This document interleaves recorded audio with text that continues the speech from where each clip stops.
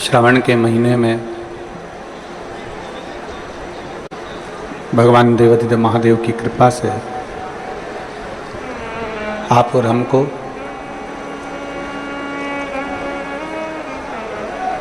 सावन मास श्रावण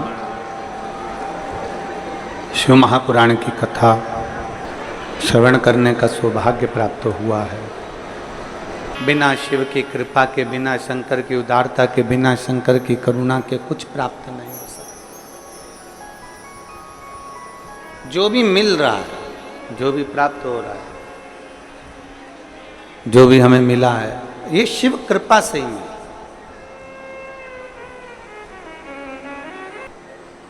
कहीं सावन महीने में आपने भगवान देवाधिदेव महादेव को पूर्व में बहुत लोटा भर भर के जल चढ़ाया होगा,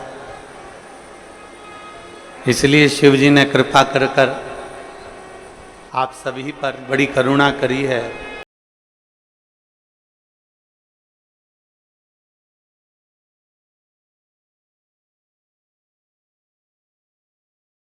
संपूर्ण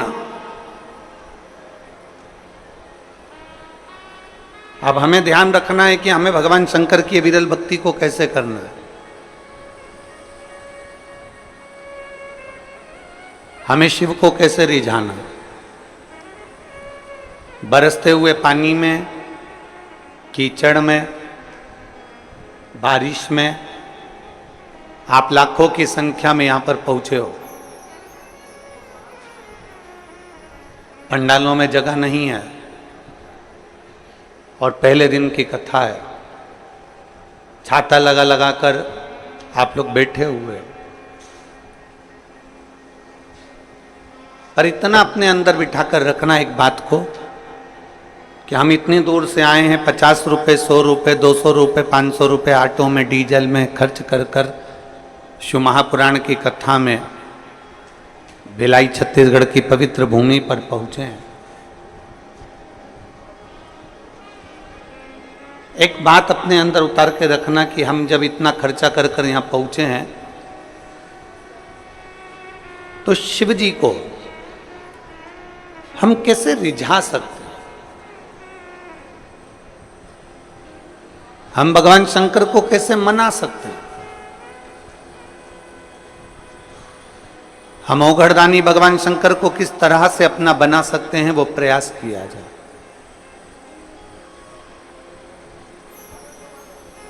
हम भगवान देवाधिदेव महादेव को कैसे अपना बना सकते हैं, उसका प्रयास किया जाए। 7 दिन की शिव महापुराण की कथा में से एक क्षण की भी कथा यदि हमारी जिंदगी में उतर गई, एक क्षण की भी शिव महापुराण की कथा यदि हमारे जीवन में उतर गई, तो ये निश्चित है कि अगला सावन आएगा तब तक मेरा भोलेनाथ आपको भी इतना बल प्रदान कर देगा कि आप भी शिव महापुराण के कथा के यजमान बन सकते हैं। बोल बम का नारा है, सारी समस्या का हल।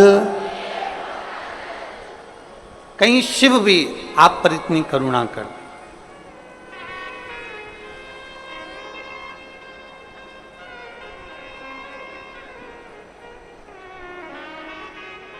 बहुत विश्वास लेकर कथा को सुनो, पूर्ण भरोसे के साथ शिव महापुराण की कथा सुनो,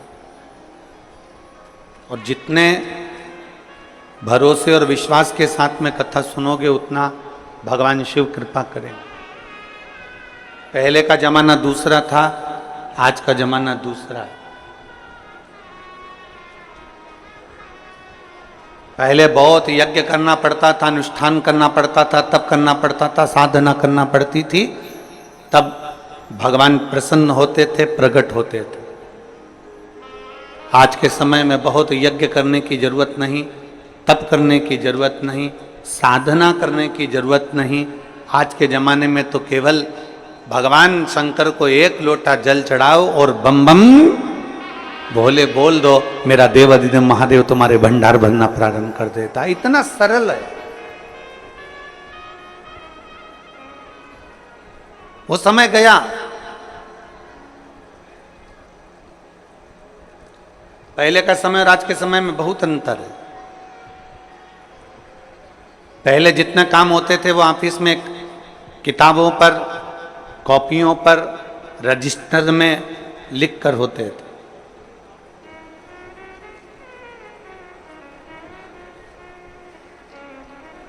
पहले के जितने कार्य होते थे वो सब रजिस्टर पर लिख कर होते थे, कॉपी किताब में लिख कर होते थे। अब धीरे धीरे धीरे धीरे वो काम कम होता चले गया और लैपटॉप पर, कंप्यूटर पर वो सारा काम, वो सारा डाटा उस पर आ गया। अब कॉपियों का काम कम हो गया, अब लिखा पढ़ी का काम कम हो गया और कंप्यूटर का, लैपटॉप का जमाना आ गया। लैपटॉप पर लोग लिखने लगे, कंप्यूटर पर लोग नोट करने लगे और उसको पूरा की पूरा डाटा उतारने लगे।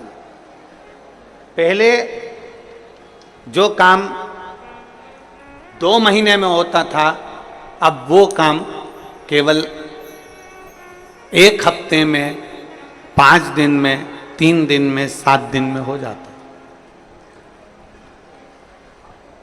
अब जरा विचार करो, पहले का समय था कि डायरी लेकर चलना पड़ता था, पहले का समय था किताब लेकर चलना पड़ता था, पहले का समय था रजिस्टर लेकर चलना पड़ता था। अब तो लैपटॉप लेकर चलते हैं, पूरा डाटा एक क्लिक करते ही सामने आ जाता है।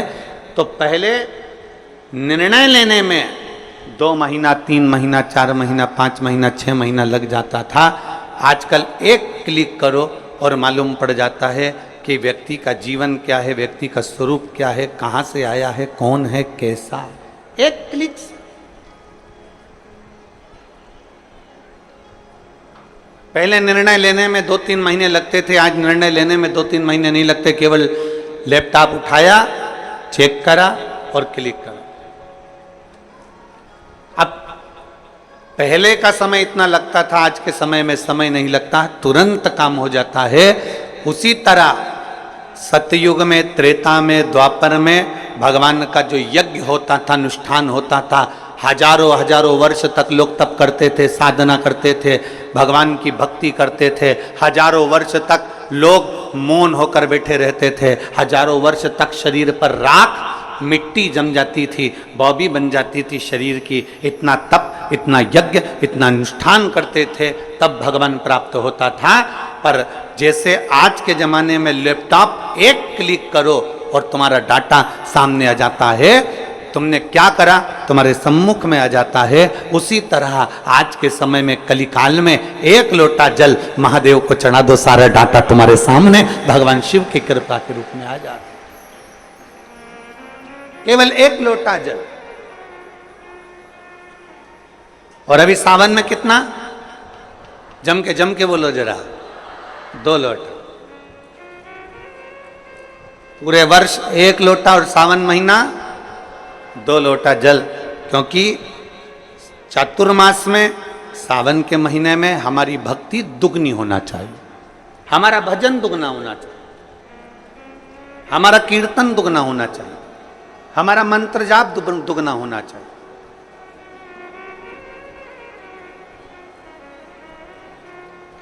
और मैंने तेरे ही भरोसे बाबा, तेरे ही भरोसे हवा बिच उड़ती जावांगी बाबा, डोर हत्तो छड़ना में कट्टी जावांगी। भोले मैं तेरी पतंग, शंभू मैं तेरी पतंग, हवा बिच उड़ती जावांगी बाबा, डोर हत्तो छड़ना में कट्टी। अपनी भक्ति को दुगना करिए, अपने विश्वास को दुगना करिए, अपनी दृढ़ता को दुगना करिए। गया जमाना जब किताबों से, डायरियों से, लिखा पढ़ी से काम होता था। आज का जमाना लैपटॉप का है, तुरंत काम होता है। इसलिए भगवान फल भी तुरंत देता। जैसा कर्म करोगे वैसा फल तुम्हें तुरंत भोगना, तुरंत।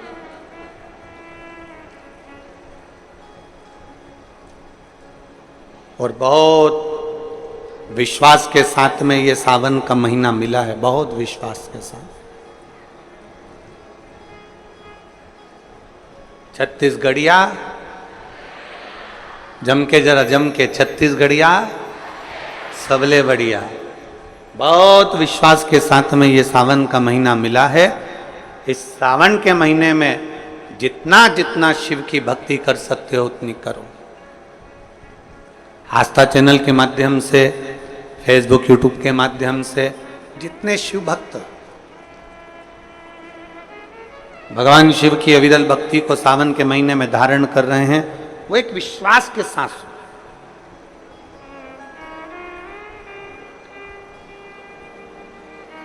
एक भरोसे के साथ। अभी हम जहाँ रुके हैं न्यू कुर्सी पार, कुर्सी पार है कि कुर्सी पार है? हाँ तो तुम समझ गए ना? हाँ ठीक है। हम जहाँ रुके हुए हैं न्यू कुर्सी, हाँ तुम समझ लेना, कुर्सी कुर्सी एक ही बात है, ठीक है। हम न्यू डैश डैश डैश पार रुके हैं। तो वहाँ जिस भवन में हम रुके हैं अग्रसेन अग्रवाल समाज का, तो सुबह सुबह लगभग 5 साढ़े 5 बजे हम जब सुबह मॉर्निंग वॉक कर रहे थे, घूम रहे थे, तो वहाँ एक माताजी ने एक बहुत सुंदर प्रश्न किया। कथा की शुरुआत है, ध्यान से सुनना। उस माँ ने एक प्रश्न किया कि गुरुजी,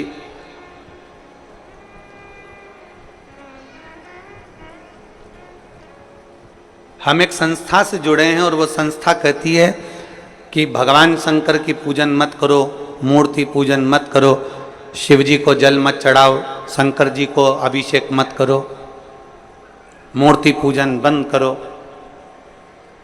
क्यों मूर्ति की पूजन करो?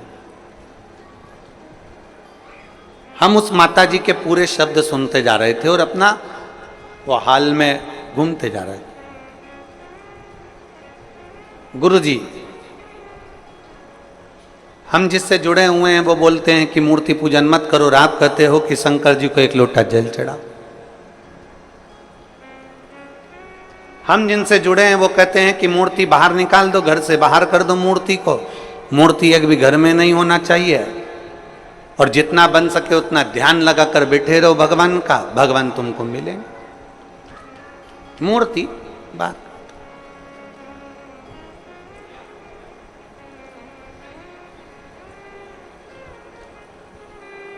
हमने उस माँ से कहा, तुम जिस भी संस्था से जुड़े हो हमें उससे मतलब नहीं है। उसने तुमसे कहा कि मूर्ति बाहर कर दो, मूर्ति पूजन मत करो, ध्यान लगा कर बैठे रहो। हमने उस माँ से सुबेरे सुबेरे तो ये बात नहीं कही, क्योंकि उसने जो प्रश्न किया था वो सुबेरे सुबेरे उसका उत्तर देने के लिए हम नहीं दे पा रहे थे।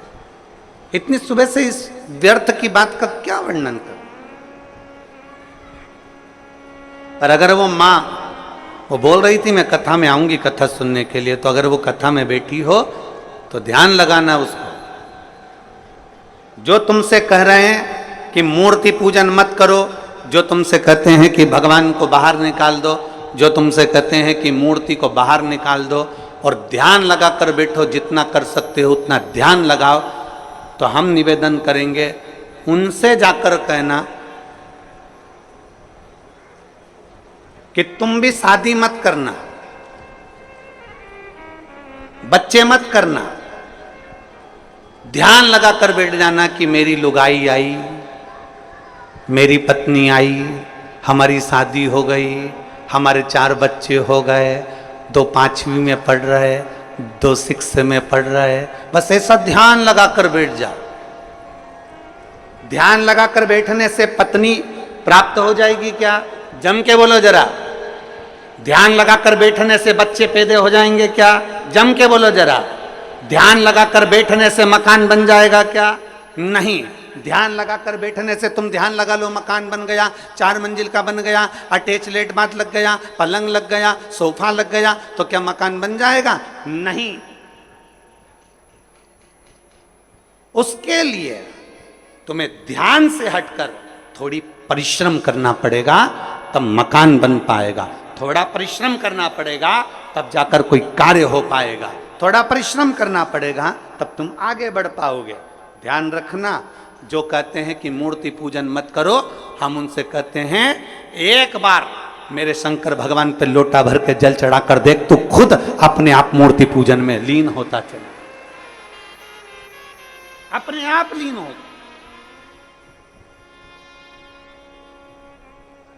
कोई लेट बनता है, कोई जल्दी बनता है। शिव को जल चढ़ाने वाला एक दिन सेठ जरूर बनता है। सेठ जरूर बनेगा। थोड़ा समय लग सकता है, थोड़ा समय लगेगा।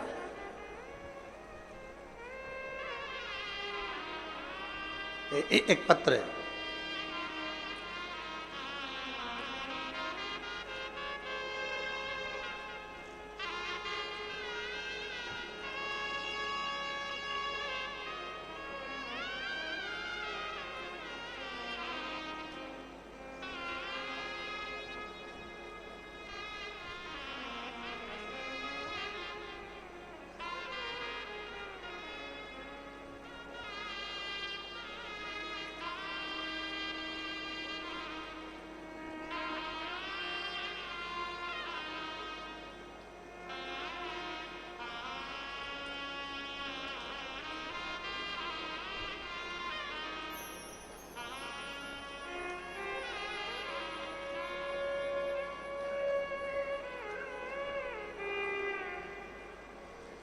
मेरा नाम मनीराम देवांगना। कहीं बैठे हैं मनीराम जी देवांगन? कहीं बैठे हो तो हाथ हिलाइएगा। आप ही हैं? ऐसा हाथ हिला दो। आ जाओ, एक बेलपत्र लेकर चले जाना। हाथ हिलाओ एक बार वापिस। आ जाइए। मेरा नाम मनीराम देवांगन है। मैं भाटापारा जिला बालोदा बाजार, भाटापारा छत्तीसगढ़ का निवासी हूँ। मेरा मोबाइल नंबर ये है। एक लोटे जल का मैं क्या वर्णन करूं। मैं कपड़े की फेरी लगाता हूं। साइकिल पे कपड़ा बांधना, ले जाना, बेचना। 1 साल से मेरी कपड़े की फेरी ठीक नहीं चल रही। इतना दुखी हो गया कि भोजन के भी लाले पड़ने लगे। बड़ी मुश्किल से जिंदगी चलने लगी। अब करूं तो करूं क्या। एक दिन मेरे पिताजी ने मुझसे कहा कि तू एक काम कर। वो सियोर वाला महाराज कहता है कि शंकर जी पर अगर एक लोटा जल चढ़ाओगे, उसको जल चढ़ाने वाला एक ना एक दिन सेठ जरूर बनता है। अब तू फेरी भी लगा, मना नहीं, पर पहले शिव जी को जल चढ़ा। मैंने अपने पिताजी के कहने पर, जो आपकी कथा दिन रात सुनते हैं, उनके कहने पर शंकर जी के मंदिर में जाना प्रारंभ करा। 1 लोटा जल चढ़ाना प्रारंभ करा। गुरुदेव 2-3 महीने तो मेरी फेरी जैसी थी वैसी ही रही, कोई अंतर नहीं आया। आखिरी में मैंने मंदिर जाना छोड़ा तो मेरे पिताजी ने कहा मंदिर मत छोड़। तो शिवजी के मंदिर में जा झाड़ू पोछा लगा और 1 लोटा जल चढ़ा। अब मैंने मंदिर में सफाई करना प्रारंभ करी और मेरे बाबा का नाम लेकर जो जल शिवजी को चढ़ाता था वही मैं अपने कपड़े पर छींट देता था और कपड़ा लेकर साइकिल पर बांध कर चला जाता। आज मेरे बाबा ने ऐसी कृपा कर दी कि मुझे भी लाखों और करोड़ों में खिला दिया। मैं बाबा को धन्यवाद देने के लिए आया। मैं शिव को धन्यवाद देने के लिए आया। लाइन अच्छी लिखी है, आप और हम सब गुनगुनाते। खाली ना जाता कोई दर से तुम्हारे, खाली दर से तुम्हारे, मैं भी खड़ी हूँ नदी बाहे फसाए, अपने हृदय से लगा लो लगा लो, गिरा जा रहा हूँ उठा लो, भोले अपने दर से अब तो ना टालो, गिरी जा रही हूँ उठा लो। कोई लेट बनता है, कोई जल्दी बनता है, पर शिव को जल चढ़ाने वाला एक दिन सेठ। थोड़ा समय लग सकता है, थोड़ा समय लगेगा, थोड़ा समय लग सकता है, पर यदि तुम्हारा विश्वास पक्का है, यदि तुम्हारा भरोसा पक्का है, यदि तुम्हारी दृढ़ता पक्की है, आपका भरोसा यदि पक्का है, विश्वास यदि पक्का है, हम तो कहेंगे कबाड़ा बेचने वाला हो, फल का ठेला लगाने वाला हो, पान की दुकान लगाने वाला हो, चाहे छोटे से छोटा काम करने वाला व्यक्ति भी हो, और अगर वो शंकर जी के मंदिर में जाकर एक लोटा जल चढ़ा रहा है, सफाई कर रहा है, तो ये विश्वास मानना 2 महीना, 3 महीना, 4 महीना, 6 महीना, 1 साल इंतजार जरूर करना। मेरा बाबा तुम्हारा वो जल चढ़ाने वाला हाथ एक दिन पकड़ लेगा और तुमको खींच कर आगे बढ़ा ही देगा, ये निश्चित है। थोड़ा समय लग सकता है,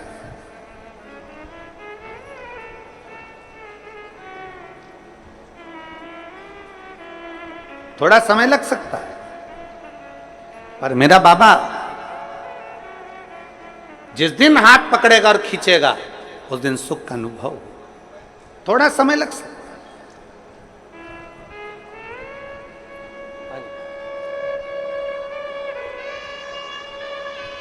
एक विश्वास, साइकिल पे कपड़ा बांध कर बेचने वाले के लिए भी शंकर ऐसी अविरल भक्ति पैदा कर दिया कि उस बच्चे ने लिखा है कि मुझे भंडार भरकर इतना दे दिया मेरे बाबा ने कि मुझे कमी।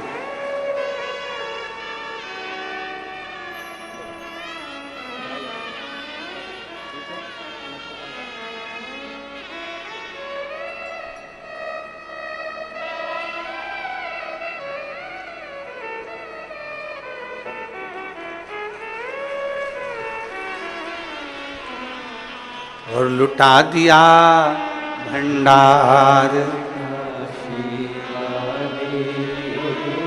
कर दिया माला, अपने भरोसे को बढ़ाना है हमको, अपने विश्वास को बढ़ाना है हमें। सावन के महीने में हमें कुछ नहीं करना, बस इतना ही करना है कि हमारा विश्वास कितना शंकर के प्रति जा सकता है।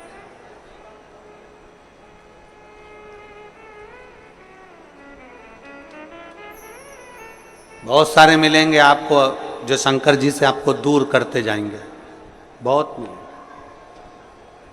पर मेरा निवेदन, आपके घर के पास, आपके नगर में, आपके खेड़े में, आपके मोहल्ले में, आपके क्षेत्र में जहां शिव का मंदिर है वहां रोज जाओ, एक लोटा जल लेकर शिव के पास जाओ।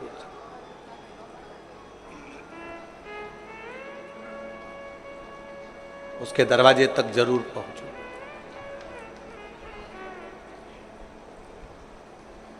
चौबीस 24,000 श्लोक का यह अपार समुद्र है शिव महापुराण की कथा।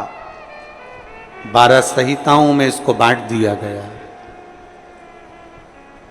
और 24,000 श्लोक की इस अपार समुद्र में से आप और हम बैठकर केवल 1-2 मोती निकाल पाएंगे, और उस मोती को भी अगर हमने अपने पास में रख लिया तो समझ लो कि हमारी जिंदगी सार्थक हो। ज्यादा हम नहीं निकाल पाए।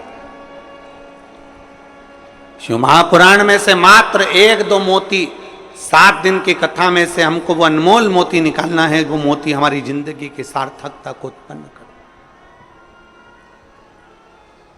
और जिसने 2 मोती निकाल लिए उसका जीवन सार्थक।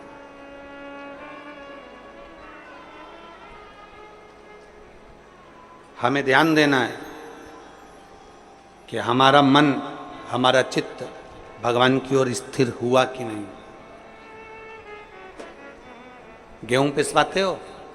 अरे बोलो तो जम के तो बोलो। पिसवाते हो? रोटी बनाते हो? खाते हो? गेहूं की पीसने की जो चक्की होती है ना, उसमें 2 पार्ट लगे होते हैं। एक पार्ट फिक्स और दूसरा पार्ट जम के बोलो घूमता रहता।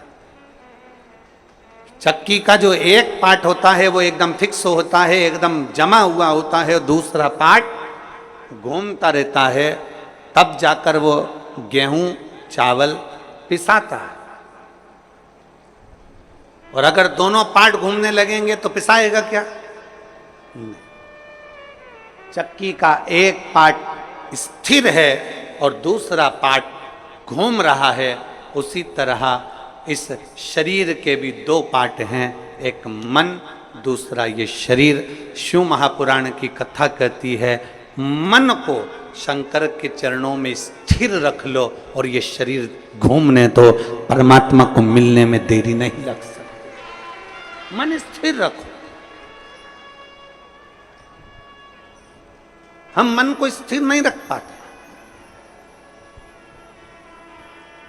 हम मन को जिस दिन स्थिर रख लेंगे, हम मन को जिस दिन पकड़ लेंगे, हम जिस दिन मन को अब स्थिरता में लाकर खड़ा कर देंगे, जिस दिन हमने मन की स्थिरता को निश्चित कर दिया, जिस दिन हमने मन को स्थिर कर दिया, फिर ये शरीर कहीं पर भी जाए, ये शरीर कहीं पर भी पहुंचे, अगर मन स्थिर हो गया तो फिर शरीर भी इधर उधर नहीं जा सकता। मन की स्थिरता।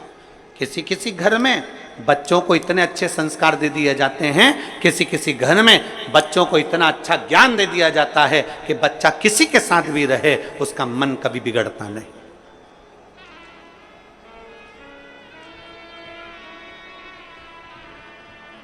वो बच्चा कभी नहीं बिगड़ता।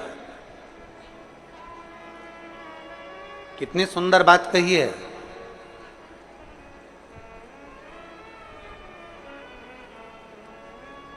कैकेयी मंथरा अयोध्या में रहने के बाद भी नहीं सुधरे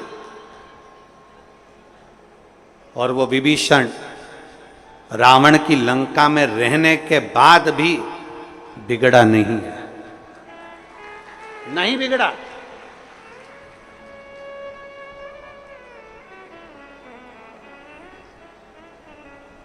वो लंकापति रावण की लंका में रहने वाला वो विभीषण भगवान की विरल भक्ति में डूबा रहा और उस मंथरा को इतना समझाया गया, मंथरा को इतना इतना कहा गया, कैकेयी को इतना समझाया गया, माता कैकेयी से इतना इतना कहा गया, पर वो सुधरने को तैयार नहीं, वो संवरने को तैयार।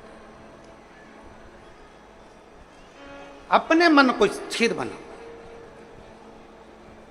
आपके बच्चों को बाल्यावस्था में जो संस्कार दिया जाए वो संस्कार इतना प्रबल होना चाहिए कि हमारे बच्चे, ये उसका शरीर, हमारे बच्चों का शरीर, हमारे बच्चे कहीं पर भी रहें, ये शरीर उसका कहीं पर भी रहे, मित्र कोई भी बने, दोस्त कोई भी बने, कहीं पर भी जाए, कहीं पर भी बैठे, किसी भी होटल में जाएं, कहीं पर भी बैठें, पर तुम्हारे घर के संस्कार की मूलता इतनी प्रबल होना चाहिए, तुम्हारे बच्चों का मन इतना स्थिर होना चाहिए कि नहीं, मेरे पापा के संस्कार ऐसे हैं, मेरी मम्मी के संस्कार ऐसे हैं, मेरी महतारी के संस्कार ऐसे हैं, मेरे पिता के संस्कार ऐसे हैं, मैं अपने पिता को धोखा नहीं दे सकता, मैं अपनी माँ को धोखा नहीं दे सकती, मैं गलत जगह पर भटक नहीं सकती, मैं गलत जगह पर जा नहीं सकती। ये हमारे मन की स्थिरता बताती।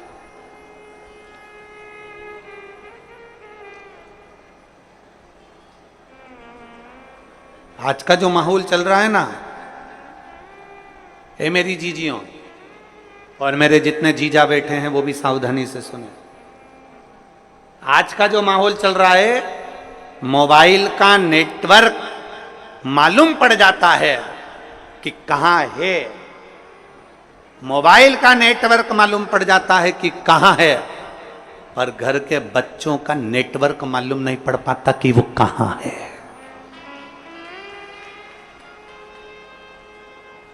हमारे बेटे का नेटवर्क कहां चल रहा है, हमारी बेटी का नेटवर्क कहां चल रहा है, हमारी बेटा का नेटवर्क कहां तक है, हमारी बेटी का नेटवर्क कहां तक है, हमारे बच्चों का नेटवर्क कहां तक है, किसकी संगत में, कौन दोस्त, कौन सहेली, कहां जा रही है, कहां ले जा रही है, कहां बैठ रही है।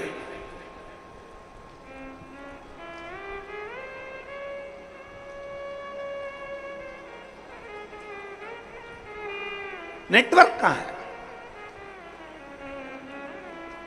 गुरु नानक देव जी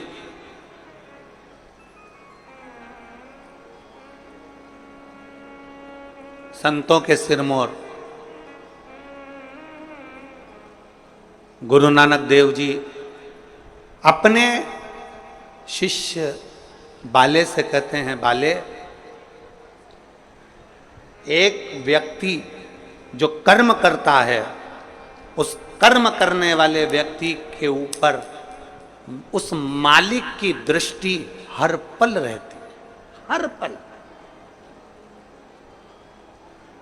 जैसे आज की भाषा में कहें कि दुनिया के लोग कहीं पर भी रहें, वो सोचते हैं कि हमने जो करा वो परमात्मा ने नहीं देखा, हमने जो किया वो भगवान ने नहीं देखा। हम पुण्य करते हैं तो सारी दुनिया में डोंडी पीट देते हैं, और हम पाप करते हैं तो किसी से नहीं कहते, छुपा लेते हैं। उसको लगता है कि मैंने किसी से नहीं कहा। गुरु नानक देव जी कहते हैं, बाले, हमारे एक एक कर्म पर हमारे ईश्वर की, उस परमात्मा की दृष्टि हमेशा रहती है। मोबाइल का नेटवर्क मालूम पड़ सकता है कि कहां है, और आज के बच्चों का नेटवर्क मालूम नहीं पड़ पाता कि बच्चे कहां, किससे बात कर रहे हैं, मोबाइल में किससे चैटिंग कर रहे हैं, किससे बात की जा रही है, कौन है, कौन सहेली है, कौन दोस्त है, कौन व्यक्ति कैसा है, उसको नहीं मालूम पड़ता। मोबाइल का नेटवर्क मालूम पड़ जाएगा, पर बच्चों का नेटवर्क नहीं मालूम पड़ पाता। इसलिए निवेदन आप सबसे, शिव महापुराण कथा के माध्यम से जितने मेरे विश्व के, पूरे संपूर्ण विश्व में बैठे हुए श्रोता भाई बहन जो शिव महापुराण की कथा को सुन रहे हैं, उनसे निवेदन है, सावन के महीने में अपने बच्चों के हाथ में एक लोटा जल पकड़ाओ और उसको भी शिवालय तक भेजो, जिससे उसका मन स्थिर होगा। शरीर भले घूमता जाए पर मन की स्थिरता बनना चाहिए।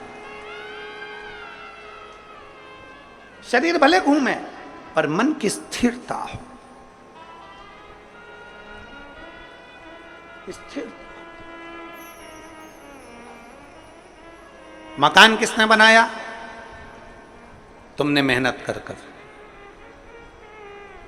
घर बनाया तुमने मेहनत कर कर, एक एक रुपया जोड़कर तुमने महल बनाया, नगर बसाया, मकान बनाया, घर बनाया, परिवार बनाया, पत्नी का half set, full set, sofa set, सब कुछ घर में ला कर दिया, डिनर सेट, सब कुछ दिया। उसके बाद भी मनुष्य अगर घर में अपसेट रहे तो ऐसे सेट का कोई मतलब नहीं। उसके बाद भी अगर अपसेट हो तो उसका कोई मतलब नहीं।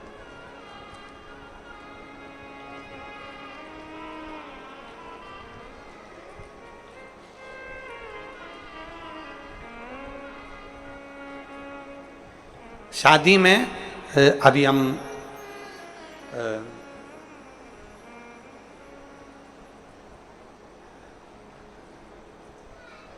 बीच में कथा थी एक महाराष्ट्र में, तो हम एक शादी में गए, वो नहीं माने कि वो बेटी ने जिद कर ली कि नहीं, गुरुजी नहीं आएंगे तो मैं वरमाला नहीं डालूं, फेरे नहीं करूं, फिर हमको जाना पड़ा।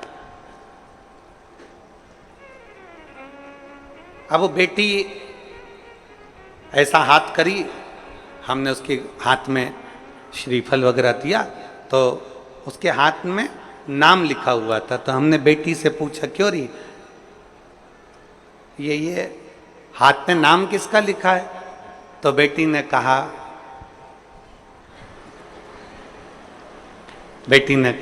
इनका। मैंने पूछा, बेटा ये नाम किसका लिखा है? तो के मेरे पति का। अच्छा। तो हमने कहा कि ये तुमने हाथ पे नाम क्यों लिखवाया? तो वो बोली कि मैंने जब मेहंदी मंडवा रही थी तो मेरी जो चाची जी हैं वो बोली कि हाथ में अगर पति का नाम रहता है तो पति मुट्ठी में रहता है।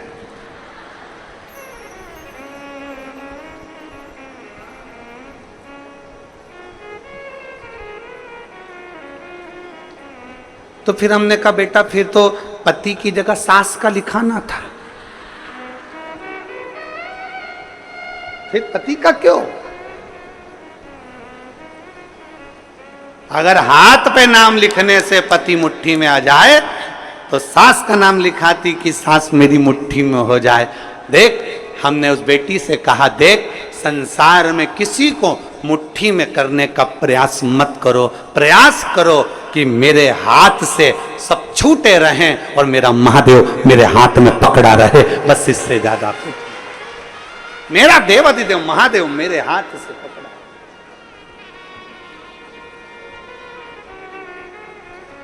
मेरा शिव मेरा बना रहा है, उससे ज्यादा मुझे कुछ नहीं चाहिए। हम संसार के लोगों को अपना बनाने का प्रयास कर रहे हैं, हम संसार के लोगों को अपना बनाने का प्रयास कर रहे हैं, हम संसार के लोगों को अपना जोड़ने का प्रयास कर रहे हैं, हम संसार के लोगों को ये विचार करते हैं ये परिवार नाते रिश्ते कुटुंब कबीले सब मेरे बनते चले जाएं। शिव पुराण कहती है हम जितना जितना संसार के लोगों को अपना बनाने का प्रयास करेंगे ये हमसे दूर हटते चले जाते हैं। इसलिए प्रयास ये करो कि हमारा शिव, हमारा शंकर, हमारा ओघड़दानी, मेरा देव अधिदेव महादेव, मेरा शंभु, मेरा त्रिकालदर्शी, मेरा शिव हमारा बन जाए, बाकी की दुनिया भले जाए तो जाए। और शंभु शरने पड़ी मांगू घड़ी रे दुख काटो दया करीन दर्शन शंभु शरणे पड़ी मांगू घड़ी रे दुख काटो दया करीन दर्शन। हम शिव को अपना बना, हम शंकर को अपना बना।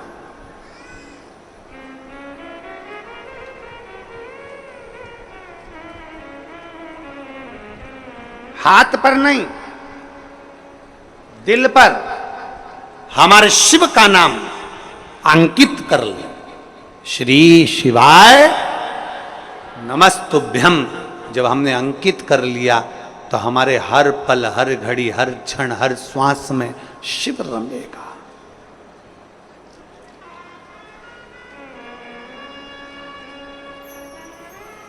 वो कावड़ देना,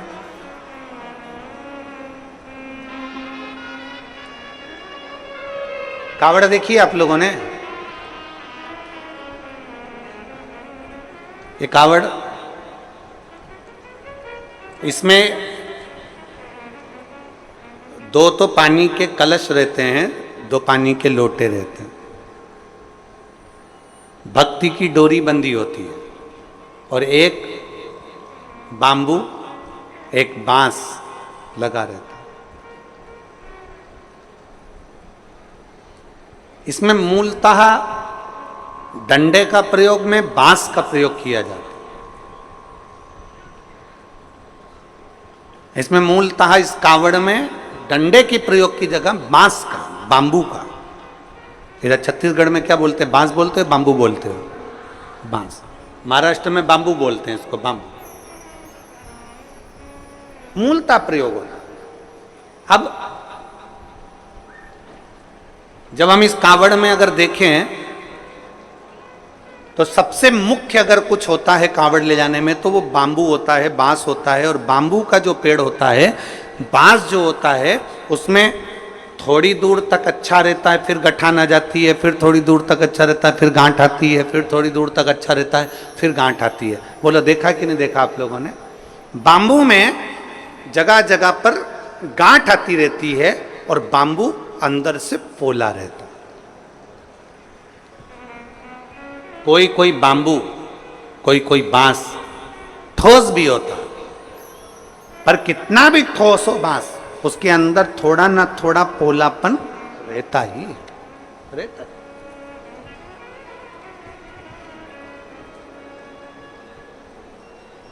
शादी में, विवाह में जन्म में, मरण में, मृत्यु के समय पर भी बांबू का बांस का प्रयोग किया जाता है आखिरी तक।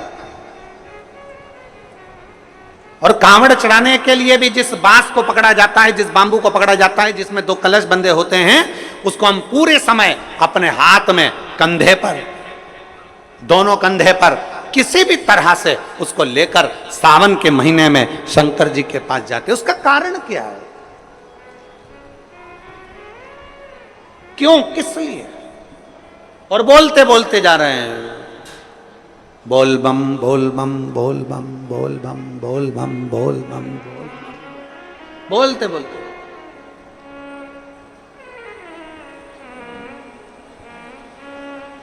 एक श्रीमद् भागवत कथा सुनी आप लोगों ने? जम के बोलो जरा, जम के। सबने सुनी है भागवत जी? भागवत जी में एक प्रसंग आता है कि धुंधकारी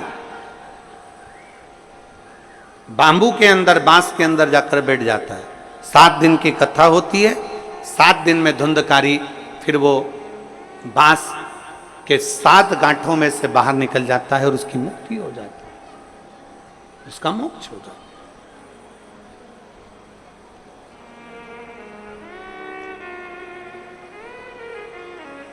एक बांस कंधे पर लिया, 2 लोटे, 2 कलश उसमें बंधे, और उसको हमने पकड़कर बोल बम बोल बम बोल बम बोल बम बोलते बोलते बोलते बोलते चल।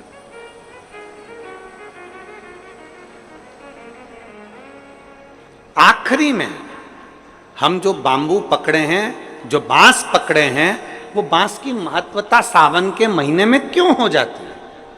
क्यों कावड़ बांबू पर ही बांध कर ली जाती है? उसका कारण क्या है? उसका केवल एक कारण है, हे देवाधिदेव महादेव, इस बांबू में गांठें हैं। और सरलता में जाइए, देखो, बहुत बहुत सरलता में जाइएगा। हमारे भारत की भूमि के जो जगत गुरु शंकराचार्य जी हैं, वो भी अपने हाथ में दंड रखते हैं, वो भी बांबू, वो भी बांबू, वो भी बांस।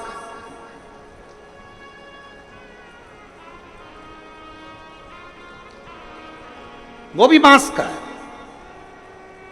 कंधे पर कावड़ ली और कावड़ लेकर जब हम चले, हम पकड़कर बोल बम बोलते बोलते जा रहे हैं, उस कावड़ के डंडे को पकड़े हैं और आखिरी में शिव जी के मंदिर में जाकर भगवान शंकर को जल अर्पित करते हैं। और जल अर्पित कर कर हम जब वापिस अपने भवन की ओर आते हैं तो देव अधिदेव महादेव के उस भाव में भगवान शंकर की भक्ति कहती है, शिव महापुराण की कथा कहती है।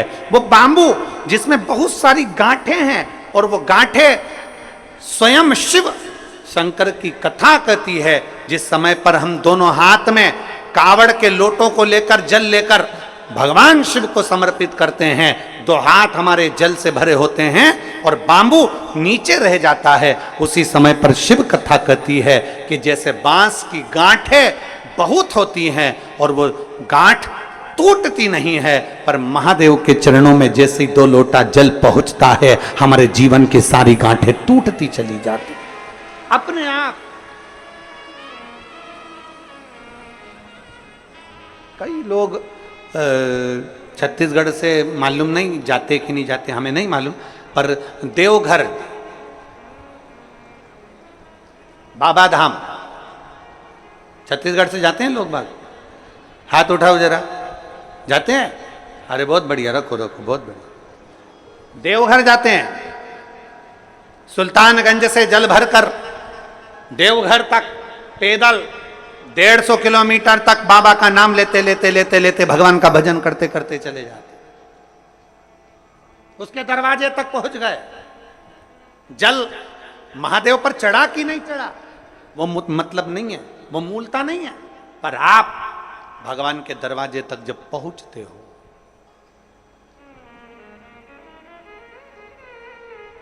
आप भगवान के द्वार तक जब पहुंचते हो तो भगवान उसको स्वीकार करते हैं।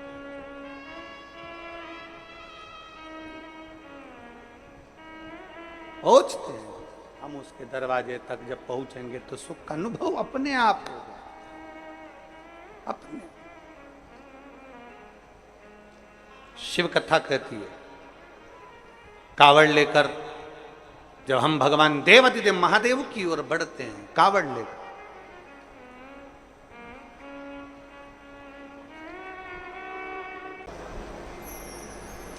सावन के महीने में विश्वास के साथ में जो हम भगवान की कावड़ लेकर जाते हैं, उसमें जो डंडा लगा होता है वो बांबू का होता है, उसमें भी गांठें होती है, वो गांठें खुल जाती है। कहते हैं शिव के नजदीक जैसे जैसे पहुंचते हैं, वैसे वैसे हमारी जिंदगी की गांठें खुलती चली। शिव महापुराण में एक देवराज नाम का ब्राह्मण, महात्म में कथा थी, एक देवराज नाम का ब्राह्मण, ब्राह्मण कुल में जन्म जरूर ले लिया पर ब्राह्मण जैसा कर्म नहीं कर पाया।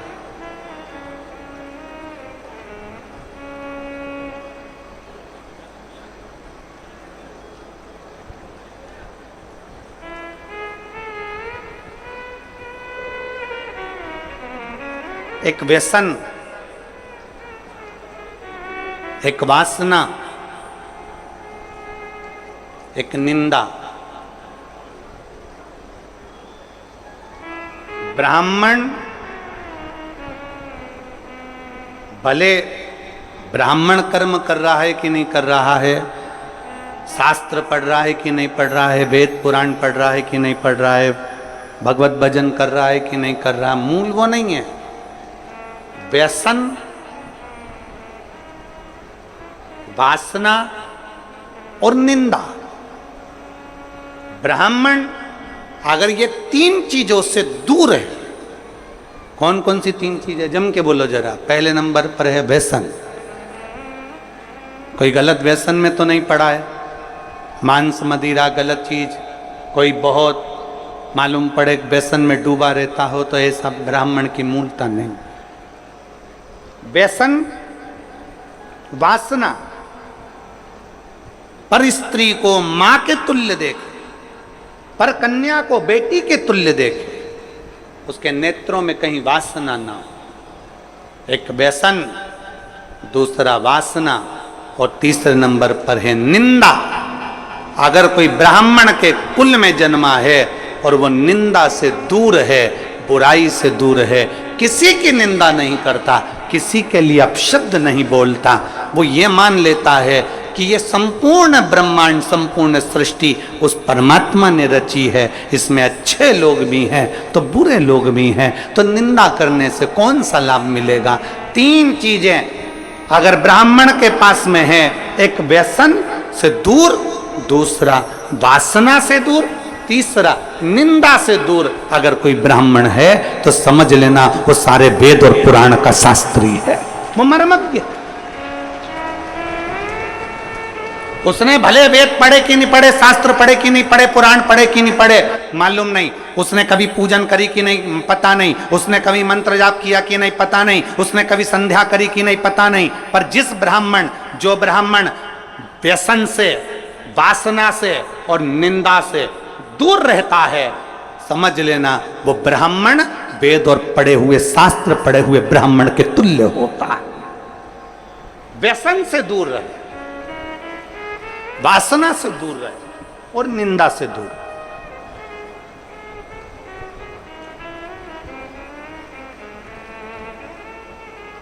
व्यसन, वासना और निंदा से जो दूरी बना लेता है, समझ लो वो श्रेष्ठ है, वो श्रेष्ठ।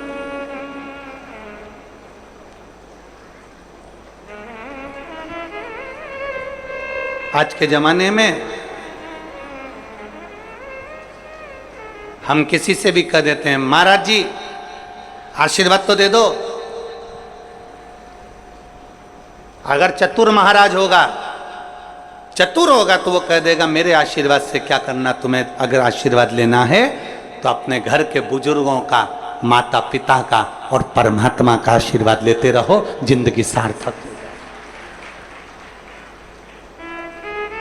कह दे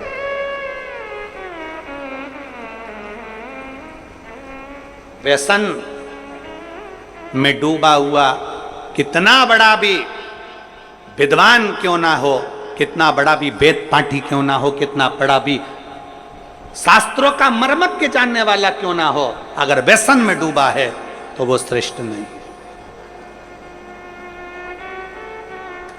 कितना बड़ा भी मर्मज्ञवान हो, कितना बड़ा भी वेद पाठी हो, कितना बड़ी विद्वत्ता हो, अगर वो वासना में डूबा है तो वो श्रेष्ठ नहीं।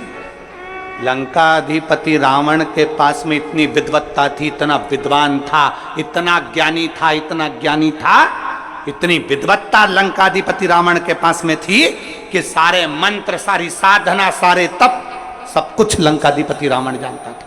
पर व्यसन में भी रावण डूबा रहा, वासना में भी रावण डूबा रहा, और निंदा में भी रावण डूबा रहा। इसलिए कोई दिया जलाने वाला नहीं बचा, समाप्त हो गया संपूर्ण।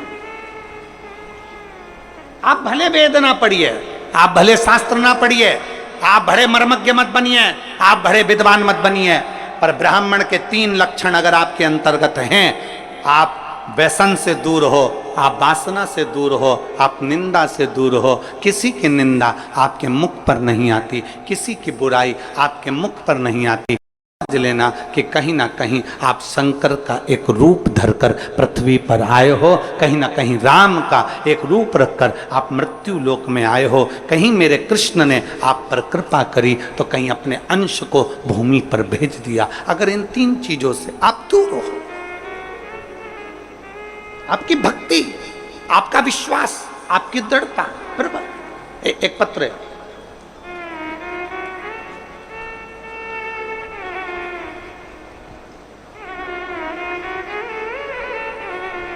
योगिता साहू, चंद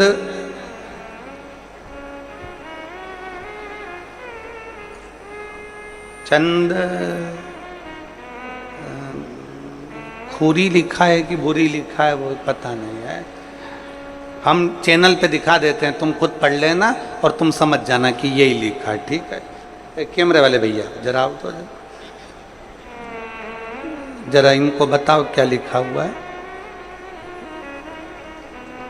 मैं योगिता साहू, चंद,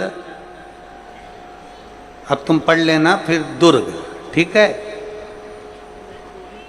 खुरी, हाँ चंद खुरी, हाँ ठीक है, समझ गए। हर हर महादेव। मैं योगिता साहू, चंद खुरी, दुर्ग से। कहीं बैठी हो तो हाथ हिला सकती हैं। योगिता साहू कहीं बैठी हैं चंदखुरी से तो हाथ हिला सकती हैं। मैं बाबा का क्या वर्णन करूं गुरुदेव। कहीं बैठी हो और अगर बच्चे को लाई हो, इधर बैठी हैं क्या, बच्चे को लाई हो तो लेकर आ सकती हैं, ले आओ। मैं भोले बाबा का क्या वर्णन करूं गुरुदेव।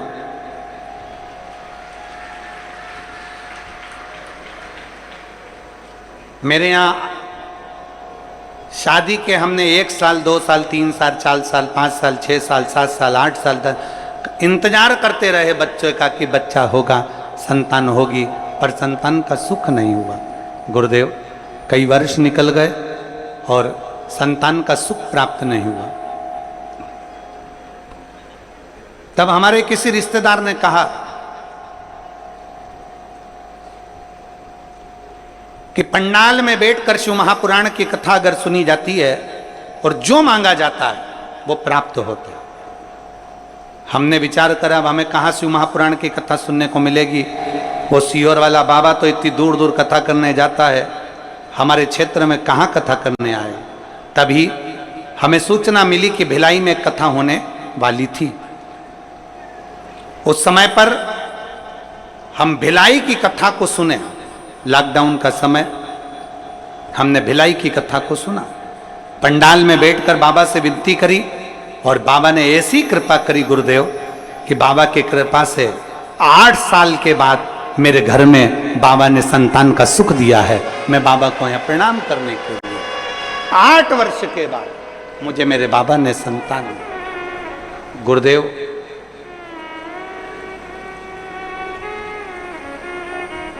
एक बात कहना चाहती हूं, जब संतान नहीं होती है ना तो लोग एक स्त्री को, एक नारी को दोष देते हैं।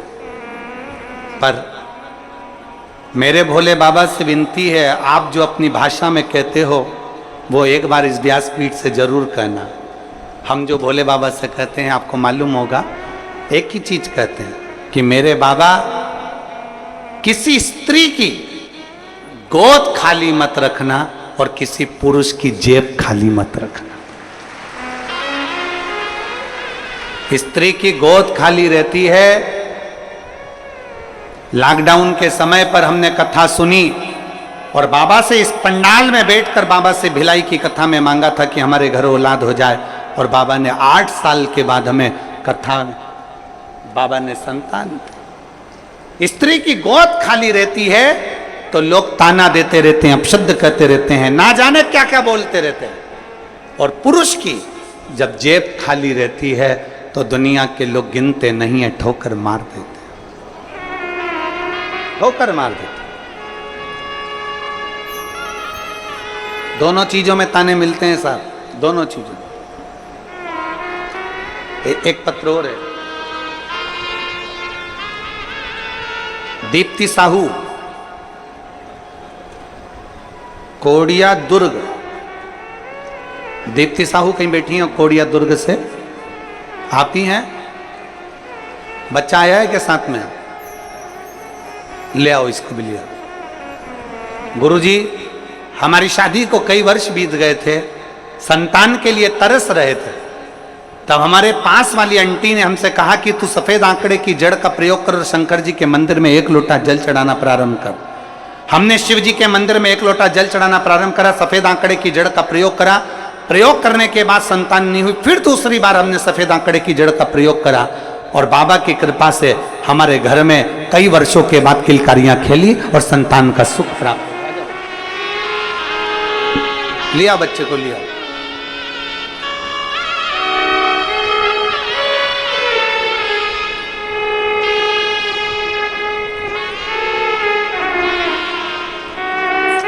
प्रणाम करो, प्रणाम करो।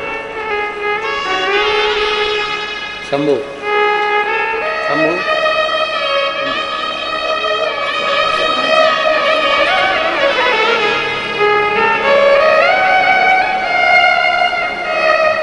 खुश हो जाए, प्रसन्न होइए। अब रोने का नहीं, अब खुश होने का।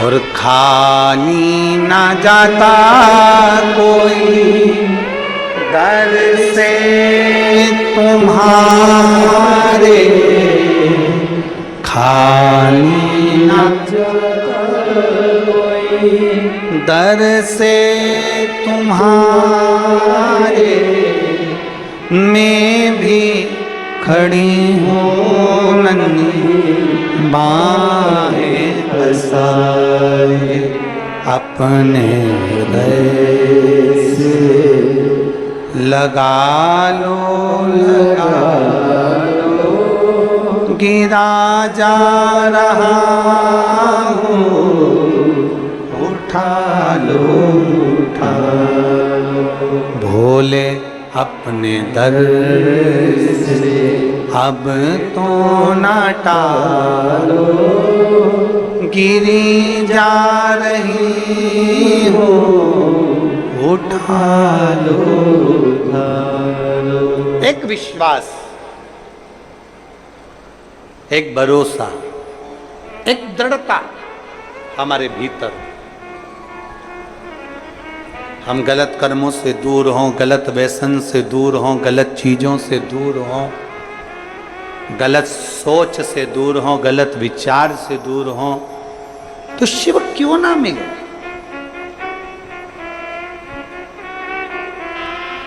फिर शंकर क्यों ना मिले? मिलता।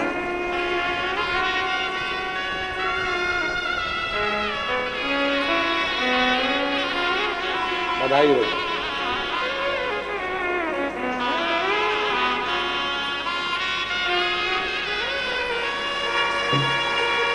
शंभू, शंभू,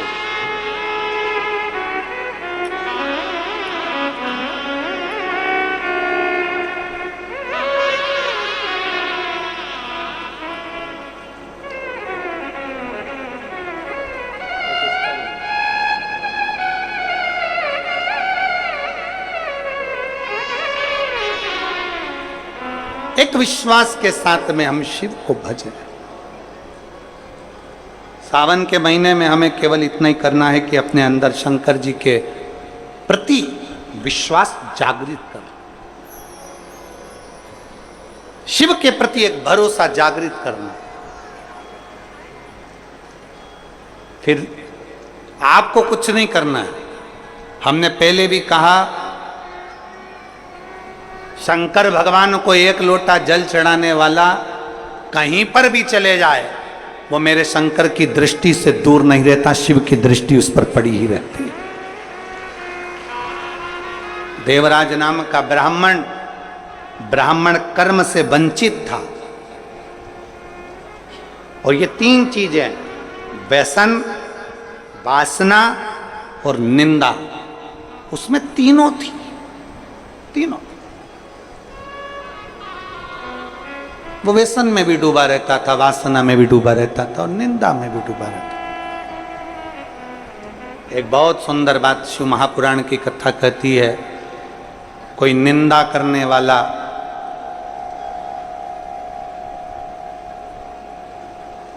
कितने भी वेद और पुराण और शास्त्रों का वाचन कर ले, उसके मुख से सुनी हुई पुराण कथा भी हमारे जीवन का कल्याण नहीं कर पाती। व्यसन और वासना में डूबे हुए व्यक्ति के मुख से कितना भी प्रवचन सुन लो, वो हमारा कल्याण नहीं कर सकता, वो हमारा कल्याण नहीं कर सकता। आज के जमाने में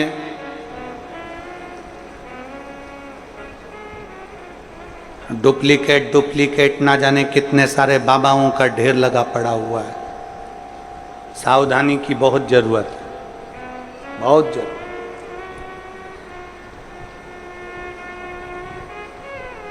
फिर निवेदन है, पानी पियो छान और गुरु करो जान। नहीं तो आज के जमाने में गुरु फिरे बाजार में, हमसे दीक्षा लो, नरक पड़ो चाहे स्वर्ग जाओ, माल हम ही को देव। आज का जमाना ऐसा हो गया है। आज के जमाने में तुम्हारे को कोई नहीं कहेगा कि तुम्हारा उद्धार हो रहा है कि नहीं हो रहा, कल्याण हो रहा है कि नहीं हो रहा, अविरल भक्ति प्राप्त हो रही कि नहीं हो रही, भजन मिल रहा है कि नहीं मिल रहा, स्मरण मिल रहा है कि नहीं मिल रहा, मंत्र जाप, नाम जाप, कीर्तन, शिव नाम, भगवान की भक्ति में डूब रहे कि नहीं डूब रहे, उन्हें कोई मतलब। आप अपनी भक्ति में डूबने का प्रयास करो। अभी गुरु पूर्णिमा महोत्सव में गुरु महादेव शिव महापुराण की कथा में कहा था, इंसान को गुरु बनाने से पहले अपने अंदर एक विश्वास प्रकट कर कर शंकर भगवान के शिवलिंग को छूते हुए ईश्वर को अपना गुरु बनाने का प्रयास करो, क्योंकि इंसान कब गड़बड़ कर जाए पता नहीं, पर ईश्वर कभी गड़बड़ी नहीं करता। वो जो रचता है वो श्रेष्ठ ही रचता है। ईश्वर को बनाओ। माया सबको भरमाती है, माया किसको नहीं पकड़ती। एक चेला और एक गुरुजी जा रहे थे, नदी में बहाव था। चेले ने गुरुजी से कहा, गुरुजी एक कम्मल बह रहा है। कम्मल जिसको लोग रात्रि को सोते हैं उड़कर, कम्मल बह रहा है पानी में। गुरुजी ने कहा कहाँ है? वो देखो वो पानी में बह रहा। गुरुजी ने कहा कम्मल तो अच्छा। चेला कहने लगा, गुरुजी जाऊं कम्मल लेने? गुरुजी ने कहा मत जा बेटा, कम्मल लेने के लिए क्या करना, अपने पास कम्मल की ढेरी लगी हुई है, क्या करेगा कम्मल ला के? नहीं गुरुजी, कम्मल लेने तो जाऊंगा। गुरु का कहना चेले ने नहीं माना, नदी में कूद गया, कम्मल लेने के लिए गया। जैसे कम्मल लेने के लिए वो गया, कम्मल लेकर आने लगा, कम्मल पकड़ लिया। उसको नहीं मालूम था कि ये कम्मल नहीं है, ये तो कोई भालू पानी में बह रहा था। तो भालू ने उस शिष्य को पकड़ लिया, अब वो छोड़ नहीं रहा। गुरुजी घाट पे से चिल्ला रहे, बेटा कम्मल छोड़ दे। शिष्य चिल्ला कर कह रहा है, गुरुजी मैंने तो कम्मल को छोड़ दिया, पर कम्मल मुझे नहीं छोड़ रहा है। तो भालू ने पकड़ लिया, मैंने कम्मल को छोड़ दिया पर कम्मल मुझे नहीं छोड़ रहा है। बस यही संसार है। इस संसार में माया जब पकड़ती है तो किसी को नहीं छोड़ती है, चाहे वो कोई भी हो। इसलिए शिव पुराण कहती है, पार्वती जी ने शिव जी को गुरु बनाया था, गणेश जी ने शिव जी को गुरु बनाया था, नंदी ने शिव जी को गुरु बनाया था, लक्ष्मी जी ने शिव जी को गुरु बनाया था, नारायण ने शिव जी को गुरु बनाया था। सारे देवताओं का क्रम उठाकर देख लिए, सबने महादेव को गुरु बनाया, तो हम भी हमारे देवादिदेव महादेव का मात्र स्पर्श कर कर उसको गुरु बना सकते। शिव को स्पर्श करो, शिव का स्मरण करो।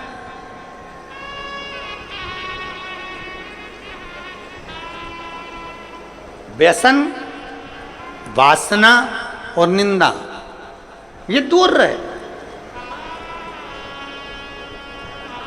और कितना कितना छत्तीसगढ़ पुलिस, छत्तीसगढ़ शासन की जो पुलिस है वो तो निरंतर कई सालों से एक अभियान चलाती आ रही है, व्यसन मुक्त, नशा मुक्त, नशे से मुक्त। शायद भारत की संपूर्ण प्रदेशों में से केवल एक छत्तीसगढ़ की पुलिस एक ऐसी होगी जो यह अभियान चलाती है कि हमारा प्रदेश, हमारा देश नशे से मुक्त हो। एक बार जोरदार ताली बजाओ छत्तीसगढ़ पुलिस के लिए, साधु होता है, नशे से मुक्त हो। और शिव महापुराण भी यही कर रही है। आज के दुनिया के लोग कह देते हैं शंकर भगवान तो भांग का नशा करते हैं, शंकर भगवान गांजे का नशा करते हैं, शंकर भगवान चिलम पीते हैं, भगवान शंकर ऐसा करते हैं। दुनिया के लोगों की दृष्टि गड़बड़ हो गई है, दुनिया के लोगों की सोच गड़बड़ हो गई है। शंकर भगवान को दुनिया के लोग केवल बदनाम करने में लगे हुए हैं, इसलिए उनके जो फोटो बना दिए वो गांजा पीते हुए बना दिया, उनके फोटो बना दिए चिलम पीते हुए बना दिया, उनका फोटो बना दिया लोटे में भांग पीता हुआ बना दिया। अरे मेरे देव अधिदेव महादेव ना कभी गांजा पीते हैं ना कभी भांग पीते हैं। मेरे महादेव तो नशे से मुक्त रहने की सलाह देते हैं कि नशे से मुक्त रहिए, नशे से मुक्त। ये तो दुनिया की दृष्टि गलत है ना, जिसकी गलत दृष्टि होती है ना उसी को गलत दिखता है। रोड पे गाय ज्यादा हो जाती है तो दुनिया के लोग कहते कितनी आवारा गाय घूम रही है। अरे आवारा तेरी आंख हो गई जो तुझे गौ माता भी आवारा नजर आ रही है। आवारा तेरे नेत्र हो गए इसलिए तुझे गौ माता आवारा नजर आ रही है। याद रखना, हमारी दृष्टि जैसी होती है सामने की सृष्टि वैसी नजर आती है। नीला चश्मा लगाओगे तो नीला दिखेगा, काला लगाओगे तो काला दिखेगा, पीला चश्मा लगाओगे तो पीला दिखेगा, गुलाबी लगाओगे तो गुलाबी दिखेगा। जैसा चश्मा आंखों में चढ़ा रहेगा वैसा दिखेगा। हम जैसे हैं वैसे हमको सब नजर आते हैं। गौ माता कभी आवारा नहीं होती, हमारी दृष्टि आवारा हो गई। दूध निकाला छोड़ दिया, रोडों पर फिर रही है, कचरा खा रही है, पॉलीथीन खा रही है और उसकी दशा बिगड़ रही है। कहीं से तो गुजारा करेगी, कहीं से तो पेट भरेगी गौ माता। वो आवारा नहीं है, आवारा हमारी दृष्टि है।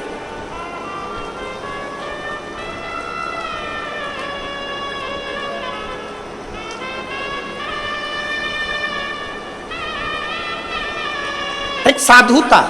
मेरे शिव कभी नशा करने की आदत नहीं डालते, मेरे शंकर कभी नहीं कहते कि तुम गांजा पियो, मेरे शिव जी कभी नहीं कहते कि तुम भांग पियो, मेरे शंकर भगवान कभी नहीं कहते कि तुम चिलम पियो।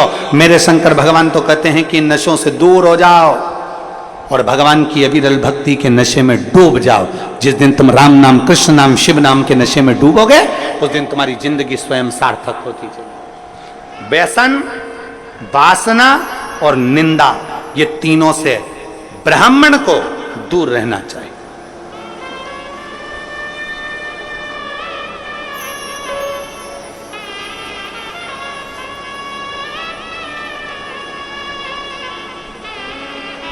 कई लोग कहते हैं ब्राह्मण की पहचान होती है यज्ञोपवीत से, कई लोग कहते हैं ब्राह्मण की पहचान होती है तिलक से, कई लोग कहते हैं ब्राह्मण की पहचान होती है शिखा से। पर शिव महापुराण की कथा कहती है ये तीन से ब्राह्मण की पहचान तो होती है, पर तीन चीजें ब्राह्मण को परमात्मा से मिला देती है। एक व्यसन से मुक्ति, एक वासना से मुक्ति और एक निंदा से मुक्ति। ये तीन चीजें परमात्मा से मिला।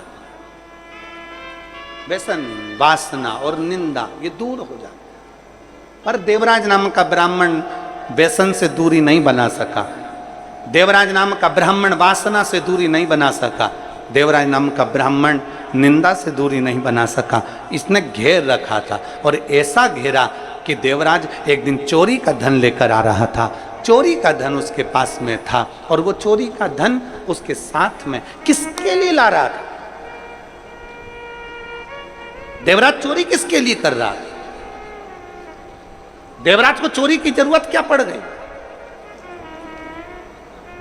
पेट भरने जितना तो मेरा भोलेनाथ सबको देता है, पेट भरने जितना तो मेरा बाबा सबको देता है, क्योंकि उसने संकल्प लिया है कि मृत्यु लोक में मैंने तुझे जन्म दिया है तो तेरे पेट भरने की जवाबदारी मेरी है।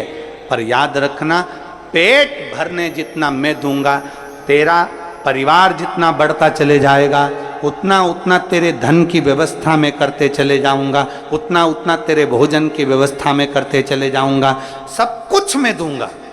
पर जब तू गलत जगह पर जाएगा, गलत सोच रखेगा, गलत दृष्टि रखेगा, तो गलत जगह से फिर धन आएगा, और गलत जगह से धन आएगा तो वो तुझे बर्बाद कर दे, वो तुझे नष्ट कर दे,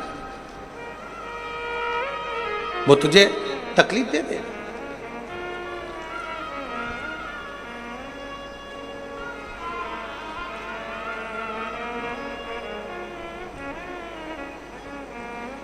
व्यक्ति नौकरी करता है, व्यक्ति धंधा करता है, उससे उसके घर का गुजारा आराम से चलता है। पर जब वो सोचने लगता है कि पड़ोसी के घर में एक गाड़ी आई है, बहुत जोरदार आई है, गाड़ी मुझे भी चाहिए, तब फिर वो एक का दो करना प्रारंभ कर देता है।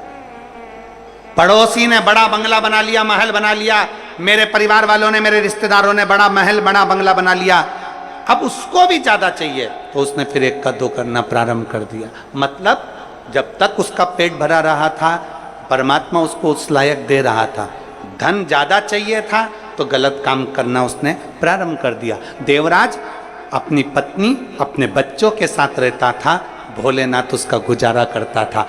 जब तक अकेला था, तनख्वाह भी कम थी, काम भी कम था, पत्नी आ गई, थोड़ा काम धंधा बढ़ गया, थोड़ा बिजनेस बढ़ गया, बच्चे हो गए तो और काम धंधा बाबा ने बढ़ा दिया, संतान का सुख आया, थोड़ा और बढ़ गया और। पर देवराज जब तक तो ठीक रहा। अब देवराज एक दिन कहीं से निकल रहा था और एक सुंदर सी वेश्या ने उस देवराज को देख लिया, और देवराज उस वेश्या को देखकर एक टक की निगाह में स्तब्ध हो गया। वेश्या को देखकर देवराज की स्थिरता बन गई। देख रहा, वेश्या ने देवराज को देखा, देवराज ने वेश्या को देखा, दोनों ने आपस में रहे, पत्नी पर ध्यान नहीं गया, बच्चों पर ध्यान नहीं गया। एक दिन वेश्या के मुख से निकल गया, जो रानी है और रानी के गले में जो रानी हार है वो मुझे चाहिए। अभी तक बहुत अंतर है महाराज, धर्म पत्नी में और दूसरी नारी में यही अंतर आता है। धर्म पत्नी अपने पति का चेहरा पहचान लेती है कि आज इनको कहीं ना कहीं घाटा लग गया है, इनके पास में इतना नहीं है, मेरे मोबाइल में मैं बैलेंस डलाने का नहीं बोल सकती। 50 रुपए का बैलेंस डलाने के लिए भी पत्नी अपने पति से नहीं कहती है, उसका चेहरा देख लेती है तो। और दूसरी नारी का संग जो पुरुष करता है, वो दूसरी नारी तुम्हारे चेहरे से मतलब नहीं रखती है, दूसरी नारी तुम्हारी जेब से और तुम्हारे पॉकेट से मतलब रखती है कि तुम्हारा धन कितना है। उसे मतलब नहीं तुम्हारे चेहरे से, तुमने कमाया नहीं कमाया, कहां से ला रहे हो, कैसे ला रहे हो, क्या कर रहे हो, उसे मतलब नहीं है। उसको तो धन चाहिए, उसको तो रानी हार चाहिए, उसको तो हाथ की पाटली चाहिए, उसको तो सोने की अंगूठी चाहिए, उसको तो अपने श्रृंगार की वस्तु चाहिए, उसको तो श्रृंगार का वस्त्र, श्रृंगार के आभूषण सब चाहिए। वो पराई नारी पर पुरुष से प्राप्त करना चाहती। वेश्या को देवराज से मतलब नहीं था, वेश्या को मतलब था उसके धन से। रानी जो गले में हार पहनती है, रानी हार, वो मुझे चाहिए। रानी जो गले में हार पहनती है वो मुझे दीजिए। देवराज ने कहा, मन में देवराज ने सोचा, मेरी पत्नी ने कभी मुझसे हार नहीं मांगा, मेरी पत्नी ने कभी मुझसे कोई सामान नहीं मांगा, पर ये वेश्या आए दिन कुछ ना कुछ मांगती, फिर भी उसके आकर्षण में इतना आसक्त था, उसके आकर्षण में, उसके स्वरूप में इतना इतना इतना फंस चुका था कि निकल नहीं पा रहा। वेश्या ने कह दिया, कल तक मुझे रानी के गले का हार चाहिए, कल तक चाहिए। ठीक है, गया, रानी के गले का हार चुराकर चोरी का सामान लेकर भाग रहा था। पीछे दूत लग गए, शरीर में कष्ट हो गया, बहुत तपन होने लगी, बुखार सा आ गया, आगे बढ़ नहीं पा रहा था, ठंड बहुत लग रही थी, करूं क्या। तभी उसने विचार करा, कहीं जाके छुप जाता हूं। उसको मालूम नहीं था शिव जी के एक शिवालय में, शंकर का मंदिर नहीं होता, शंकर का शिवालय होता। मंदिर में भगवान स्थिर होकर बैठते हैं। राम जी का मंदिर, भगवान कृष्ण का मंदिर, भगवान दत्त का मंदिर, देवी जी का मंदिर, देवता जी का मंदिर, इसका मंदिर, उसका मंदिर हो सकता है, पर शंकर का मंदिर नहीं होता। शंकर का जो मंदिर होता है उसको शिवालय कहते हैं। शिवालय का मतलब होता है कि जब हम एक लोटा जल चढ़ाने के लिए शंकर के मंदिर में जाते हैं तो शिव हम में लय हो जाता है और हम शिव में लय हो जाते हैं, वो शिवालय कहलाता है। शंकर हमारे भीतर, हम शंकर के भीतर। मंदिर में भगवान स्थिर होता है, शिवालय में भगवान स्थिर नहीं होता। शंकर के मंदिर में नंदी बाहर होता है। प्रतिदिन शाम का समय प्रदोष काल में शंकर भगवान पार्वती को लेकर नंदी पर बैठकर रोज अपने भक्तों के घर घूमने के लिए जाते हैं, उनको आशीर्वाद देने के लिए जाते हैं। वो शिवालय, शिव मंदिर नहीं।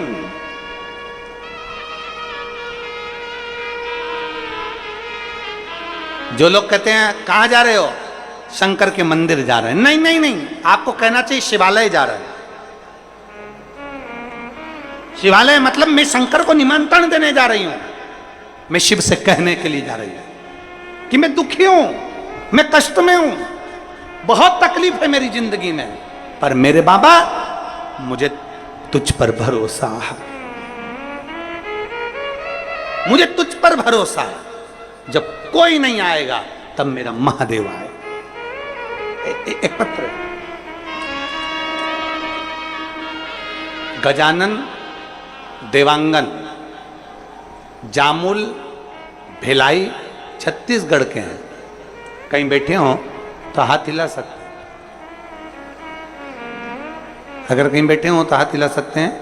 गजानन देवांगन जामुल भिलाई छत्तीसगढ़, मेरा मोबाइल नंबर ये है।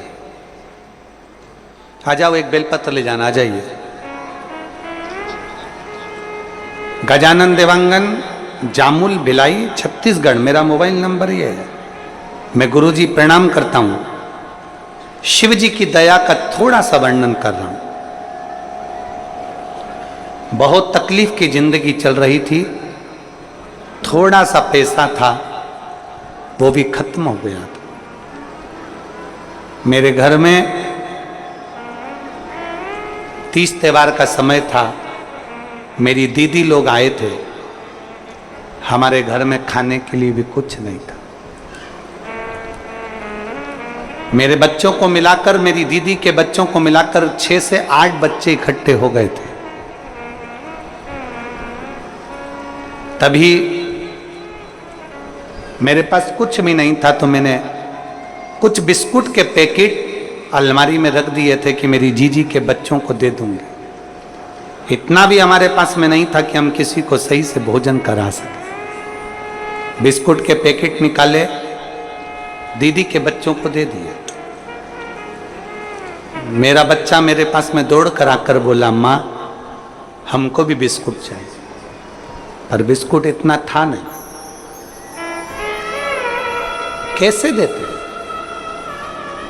अब कोई मेहमान आता है ना गुरुजी, तो उसका तो आदर करना पड़ता है, भले अपन भूखे रह जाओ, अपने तन पर भले वस्त्र ना हो, पर कोई आए ना तो उसको वस्त्र भी देना पड़ता है, उसको भोजन भी कराना पड़ता है। चावल सांभर तो हम खिला दिए, बिस्कुट का पैकेट था वो हमने जीजी के बच्चों को भी दे दिया। हमारे बच्चे हमारे पास रोते हुए आकर कहते हैं, माँ हमको भी बिस्कुट दे। हमारे पास खरीदने के लिए पैसा नहीं था, पैसा नहीं खरीदने के। मेरी दीदी ने मेरा मुख देखा और देखते से बिस्कुट का पूड़ा अपने बच्चे से लेकर मेरे बच्चे को दे दिया। और जाते जाते मेरी दीदी ने रसोई घर में से एक लोटा उठाकर भरकर पानी का मुझसे कहा, बस अब तू शंकर के मंदिर जाना और एक लोटा जल चढ़ाती रहना, 4 महीने बाद मैं आऊंगी, फिर मुझे बताना कि वो तू लोटा भर के जल शिव जी को चढ़ाती है तो तेरी अलमारी बिस्कुट से भराई कि नहीं भराई, तेरी अलमारी बाबा ने भरी कि नहीं, तो मुझे बताना, तो मुझसे कहना भरी कि नहीं भरी। मैं बाबा को धन्यवाद देने के लिए आई हूं गुरुदेव। जिस दिन से मैंने देव अधिदेव महादेव को एक लोटा जल चढ़ाना प्रारंभ करा है, मेरे बाबा ने, मेरी औकात नहीं थी, मेरे को 2 प्लाट खरीदवा दिए। मेरे बाबा ने मेरा स्वयं का इतना काम कर दिया कि आज मुझे बाबा ने लखपति बनाकर छोड़ा है। ये शिव के एक लोटे जल का प्रमाण है। जिसके घर में बच्चों को बिस्कुट देने का भी बिस्कुट का पुड़ा ना हो,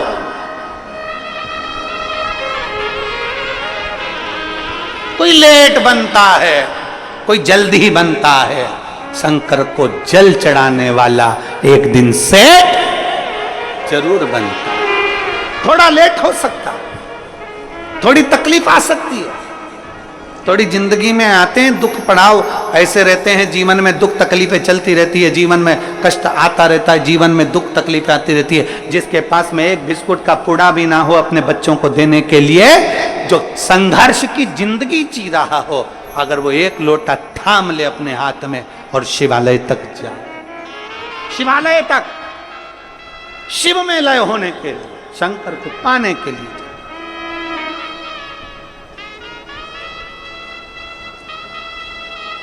शिव को अपना बना। महाराज एक लाइन बहुत अच्छी लगी है, नीचे वाली लाइन बहुत अच्छी है, शिव के सिवा दिल ना, शिव के सिवा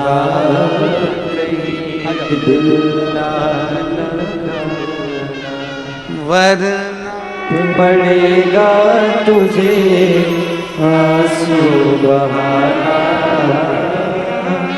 वरना पड़ेगा तुझे आंसू बहाना, शिव के सिवा कहीं दिल ना लगाना,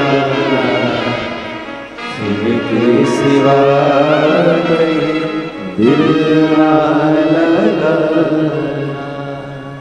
शिव के मंदिर अगर शिवालय तक पहुंच गए हो तो वो शिव की कृपा से, उसकी कृपा। और रिश्ता तेरा मेरा सबसे प्यारा, रिश्ता तेरा मेरा सबसे प्यारा, तू मेरा बाबा मैं हूँ तेरा लाला, मैं हूँ तेरा लाला, तू मेरा बाबा मैं हूँ तेरा लाला, मैं हूँ तेरा। एक संबंध भगवान से जोड़ लो। ये मत सोचो कि मंदिर जा रहे हैं, मंदिर में मूर्ति स्थिर होती है, मंदिर में भगवान स्थिर होता है, पर शिवालय में भगवान स्थिर नहीं होता।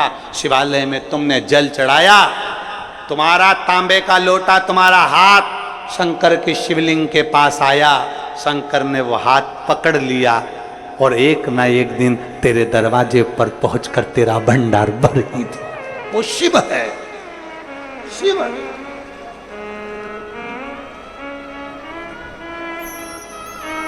उसको पहचान जो जान जाए, जो जान।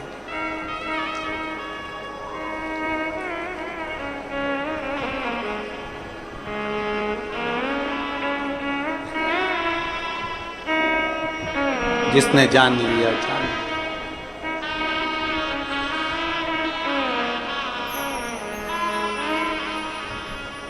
नमामि शमीशा निर्वाण रूपम विभुं व्यापकं ब्रह्म वेद स्वरूपम। भगवान शिव को जो पहचान गया वो पहचान, जो जान गया वो जान गया। जिसने देख लिया शिव को जो जाना है उसने सब कुछ पा लिया। देवराज चोरी का धन लेकर शंकर के मंदिर में पहुंच गया, चोरी का, और चोरी का धन लेकर देवराज जैसे ही शंकर के मंदिर में गए, बहुत तपन हो रही थी, बहुत कष्ट हो रहा था, बहुत बहुत तपन।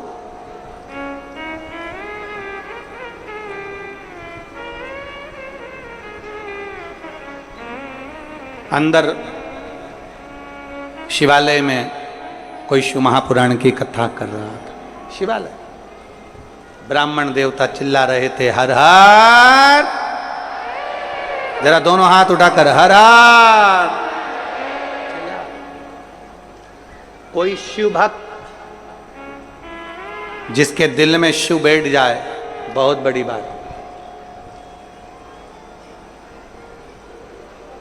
हम ये बोलबम सेवा एवं कल्याण समिति, इसको धन्यवाद देते हैं। बोलबम कल्याण एवं सेवा समिति को धन्यवाद देते हैं, और दया सिंह जी आपको भी धन्यवाद देते हैं। एक सच्चे शिव भक्त का यही लक्षण होता है कि सावन महीने में इतने करोड़ों लाखों शिव भक्तों को शिव कथा सुन रहा है। और दया सिंह जी, ये आपकी भी पुण्याई नहीं है, सही मायने में तो बताएं, ये आपके माता पिता की कोई पुण्याई होगी जो भरी होगी, जिसके कारण ये शिव महापुराण की कथा में। आपकी भी पुण्याई नहीं, आपके माता पिता की पुण्याई है, और ये माता पिता के संस्कार हैं, ये माता पिता की पुण्याई है। वो कहते हैं छोटी सी गुल्लक में पैसा डाले जाओ, गुल्लक भरा जाए, फोड़ा जाता है तो गिफ्ट आता है। आपके दादा परदादा माता पिता और आप, आपके परिवार और आपके मित्र दोस्त, आपकी पूरा ग्रुप और आपकी बम बोल समिति के पूरे ग्रुप का, उनके माता पिता का कोई पुण्य एक गुल्लक में इकट्ठा हुआ होगा, जो सावन की पहली शिव महापुराण की कथा ये भिलाई में हो रही। ये पुण्य है। आप बोल बम का नारा है, ये पुण्य आई है, ये सामने आई है, ये पुण्य आई। और आप सब भी पुण्य वाले, जितने भिलाई के रहवासी हैं, जितने भिलाई में रहने वाले भक्त हैं, जो शंकर की कथा में पंडाल में बैठकर कथा सुनने के लिए जा रहे हो, बरसते पानी में छाता लगा लगा के, मैं कहूंगा आस्था चैनल वालों से जरा दिखाओ, आसपास में कहीं जगह नहीं, और लोग कथा के पहले दिन छाता लगा लगा कर बरसते पानी में शिव महापुराण की कथा लाखों की संख्या में लोग श्रवण कर रहे हैं। ये शिव भक्ति, इसको शिव भक्ति कहते हैं, इसको शंकर का समर्पण कहते हैं।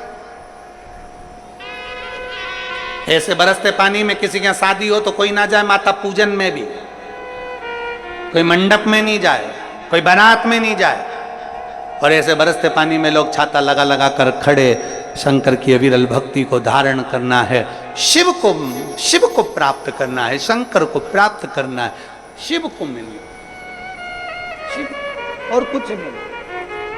तो वो एक लाइन आती है ना, बड़ी सुंदर लाइन है, तुझसे मिलने के लिए तेरी कसम एक मुलाकात।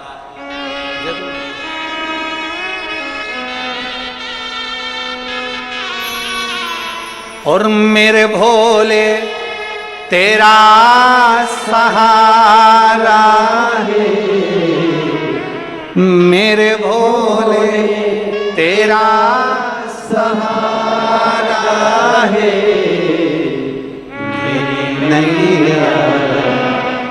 तो किनारा है, मेरी नैया का तो किनारा, मेरे बाबा तुझे पुकारा है, मेरे बाबा तुझे पुकारा है, मेरी नैया का तू किनारा है, मेरी नैया का तू। किनारा। शिव को पाने के लिए जाना पुण्याई है आप। ये जितने लोग कथा सुन रहे हैं इनकी पुण्याई है, कथा करवा रहे हैं उनकी पुण्याई है, टीवी के सामने बैठकर आस्था चैनल पर कथा सुन रहे हैं आपकी पुण्याई है, मोबाइल को चालू कर कर दुकान पर बैठकर कथा सुन रहे हैं आपकी पुण्याई, ये आपकी पुण्याई है।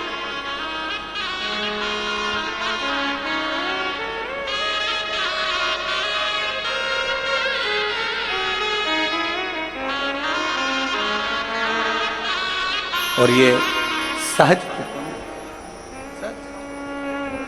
देवराज शिवालय तक पहुंच गए। किसकी पुण्याई थी देवराज के? शंकर के मंदिर तक, शिवालय तक जाना पुण्याई कैसे? एक कथा आती है राजा बलि की विष्णु पुराण में।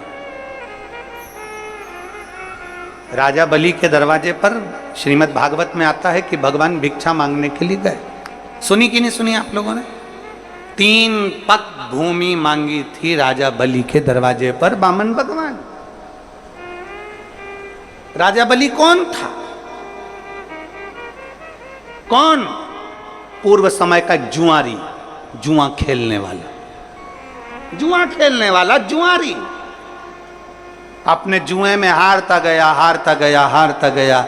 दोस्त बैठे थे जुआ खेलने के लिए, उन्होंने कहा क्या लगाएगा, तेरे पास लगाने के लिए कुछ नहीं है। जुआरी कथा में अब भी आया। जुआरी गया, एक महाराज जी छाता, कमंडल, पादुका, आसन सब लेकर बैठे थे। वो स्नान करने गए, जुआरी इनका सारा सामान चोरी करके भाग गए। जुआरी सामान लेकर गया, जुए में उसने छाता, कमंडल, पादुका, आसन सब लगा दिया। चोरों ने विचार करा, जुआरियों ने विचार करा कि हमेशा हारता है, आज भी हारेगा। सब ने अपनी अपनी दौलत पूरी लगा दी और मालूम पड़ा आज वो जुआरी जो हारता था वो जीत गया, जीत गया, करोड़पति बन गया। अंबर धन दौलत बहुत हो गई। और जब धन बढ़ता है तो 3 मित्र बढ़ते हैं, धन बढ़ता है तो 3 दोस्त बढ़ते हैं। पहला ताली, धन बढ़ने से प्रशंसा करने वाले बढ़ जाते, बहुत बढ़िया भैया, लगे रहो भैया, क्या बात भैया, प्रशंसा करने वाले बढ़ जाते हैं। दूसरे नंबर पर थाली, धन बढ़ते से ही खाने वाले बढ़ जाते हैं, होटल में ले जाने वाले बढ़ जाते हैं। चलो आज पार्टी मनाएंगे, चलो उस होटल में चलते हैं, बड़ा एंजॉय करेंगे, पार्टी मनाएंगे। धन बढ़ते से ही थाली मित्र बढ़ गए, ताली मित्र बढ़ गए, और धन बढ़ते से ही प्याली मित्र बढ़ गए। मैं खाने में पीने वाले भी बढ़ जाते हैं जैसे ही धन बढ़ता है। 3 मित्र बढ़ गए। वो जुआरी के 3 मित्र बढ़ गए, सारा बर्बाद करने वाले बढ़ गए। एक वेश्या का संग आ गया। वेश्या ने कहा सुनो, मेरे बालों में लगाने के लिए गजरा लेकर आना कल आओ, और खाने का पान लेकर आना। जुआरी नशे में धुत होकर गजरा और पान लेकर चला, ठोकर खाकर जमीन पर गिर गया तो गजरा और पान भी जमीन पर गिर गया। उसको होश आया, मुझे वेश्या के यहाँ जाना था। गजरा तो मिट्टी में हो गया, पान मिट्टी में हो गया। सामने शिवालय था, एक ओटले पर शंकर जी बैठे हुए थे, शिवलिंग रखा हुआ था। इसको गुस्सा आ गया, ये शंकर भगवान ने नजर लगा दी मेरे पान पर और गजरे पर, इसकी नियत लग गई। इसने गजरा और पान उठाया, मिट्टी का धूल में सना हुआ शंकर के मंदिर में ले जाकर फेंक दिया।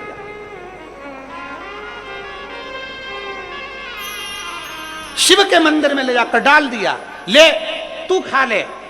और नशे में धुत था, चले गया।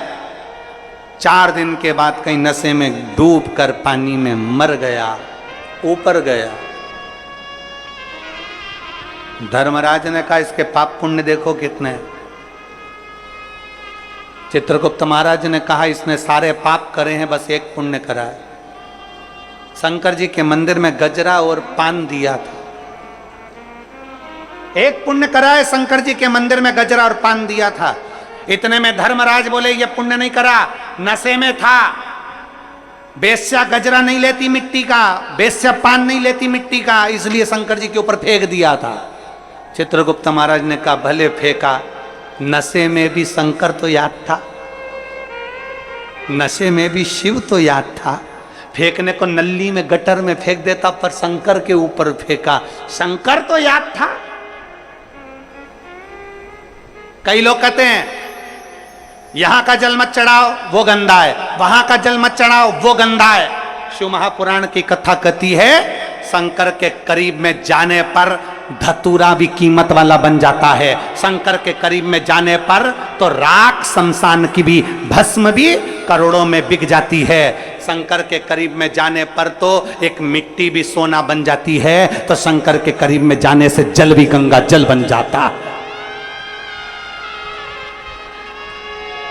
जल भी गंगा जल बन जाता है। शिव के करीब में जब जाता है तो, शंकर के करीब में जाता है तो गंगा जल बन जाता है। शिव के करीब में गया।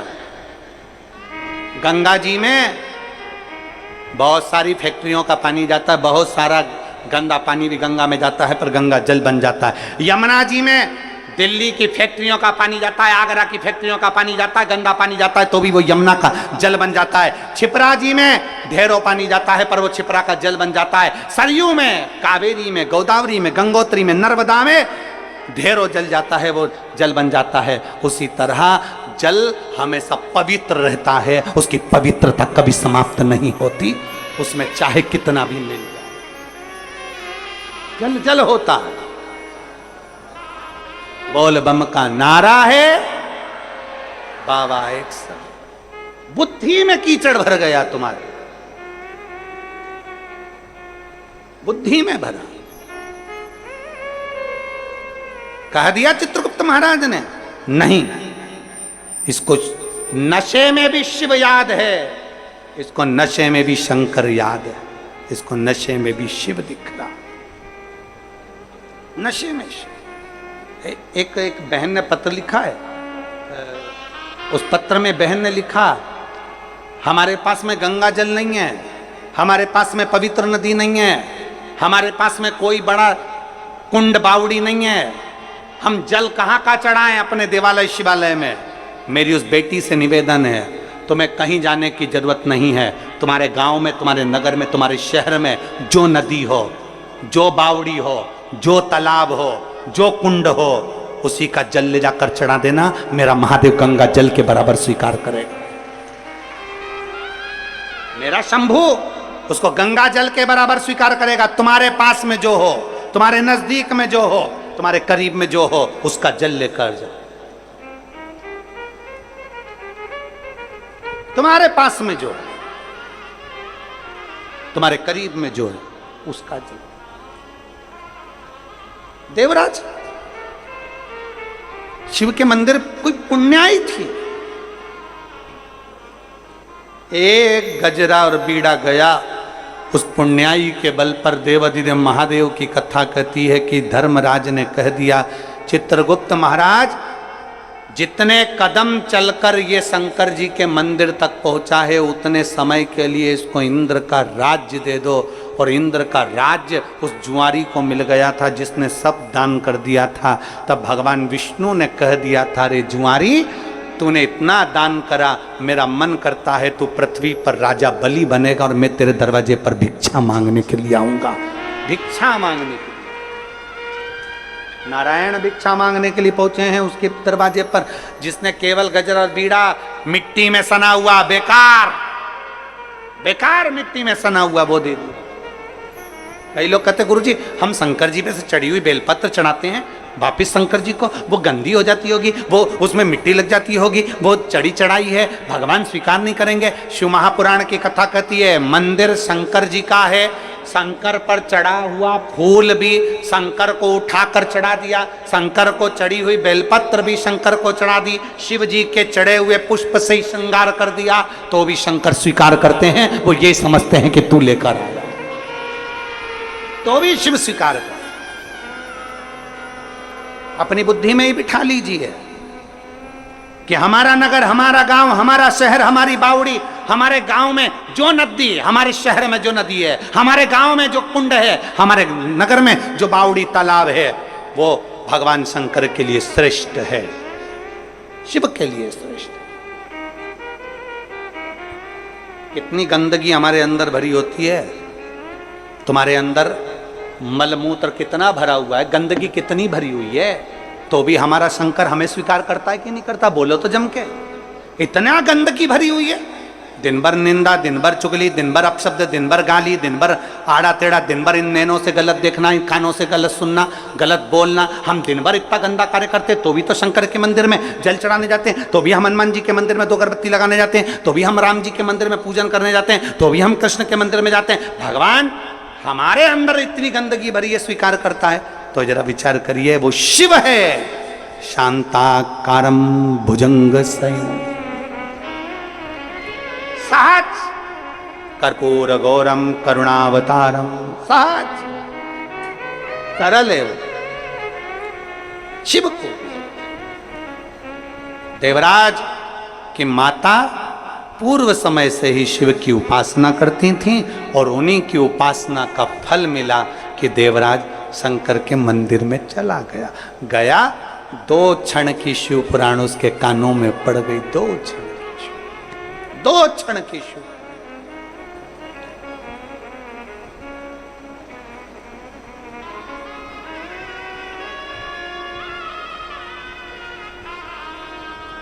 छत्तीसगढ़ वालों, मेरी छत्तीसगढ़ की जीजियों और मेरे जीजाओं, मेरी बेटियों, बेटाओं, मेरी माताओं, मेरे भाई, मेरे बंधु, ध्यान देना।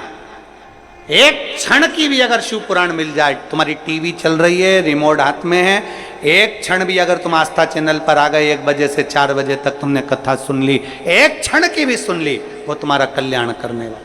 और कितने साधुता है, कितनी साधुता।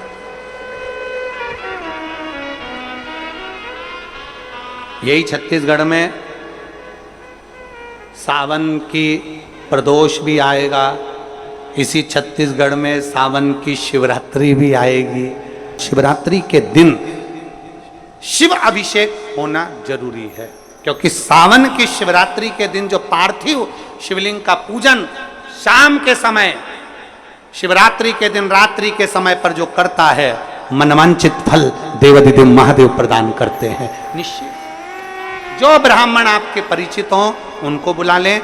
अगर ब्राह्मण ना मिले तो टीवी के माध्यम से आप और हम सब बैठकर जो ब्राह्मण देवता होंगे वो पूजन कराएंगे और आप और हम पूजन करेंगे, और उसका लाइव आप और हम साथ में मतलब ऑनलाइन, मतलब जैसा हम कर रहे हैं वैसा आप हमारे साथ में बैठकर एक साथ पूजन करेंगे और एक साथ महादेव की करोड़ों लोग मिलकर आरती करेंगे और बाबा से मनवांछित फल प्राप्त करेंगे। शिव उपासना।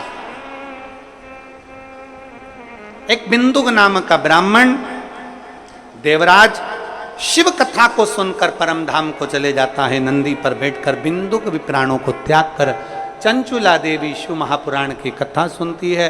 देवाधिदेव महादेव ईश्वर जी गोरा जी बनकर आते हैं और बड़े भाव के साथ में कथा का रसपान करते हैं। जोरदार ताली बजाएं ईश्वर जी गोरा जी के लिए, जोरदार ताली बजाइए।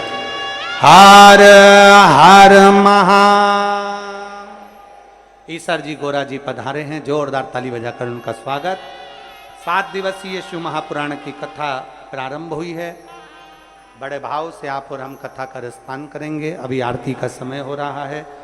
भाव से आरती बाबा की बड़े भाव से करेंगे।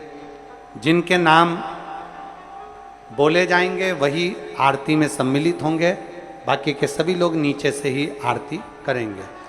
दोनों हाथ उठाकर एक बार प्रेम से हर हर। एक निवेदन आप सबसे, सोने की रकम पहनकर नहीं आना है। चेन, मोबाइल, मंगलसूत्र, अंगूठी, पर्स अपने घर पर जो भी सामान कीमती है उसके जवाबदारी आपकी है। समिति जवाबदार नहीं है, प्रशासन जवाबदार नहीं है कि आपका सामान खोता है तो उसके जवाबदार आप हैं। इसलिए कोई सोने की रकम लेकर नहीं आए, सोने का सामान लेकर नहीं आए। बच्चों का ध्यान रखें। जब यहाँ से जाएं, कीचड़ में, पानी में बच्चों को धीरे धीरे, बुजुर्ग लोग धीरे धीरे आराम आराम से जाएं।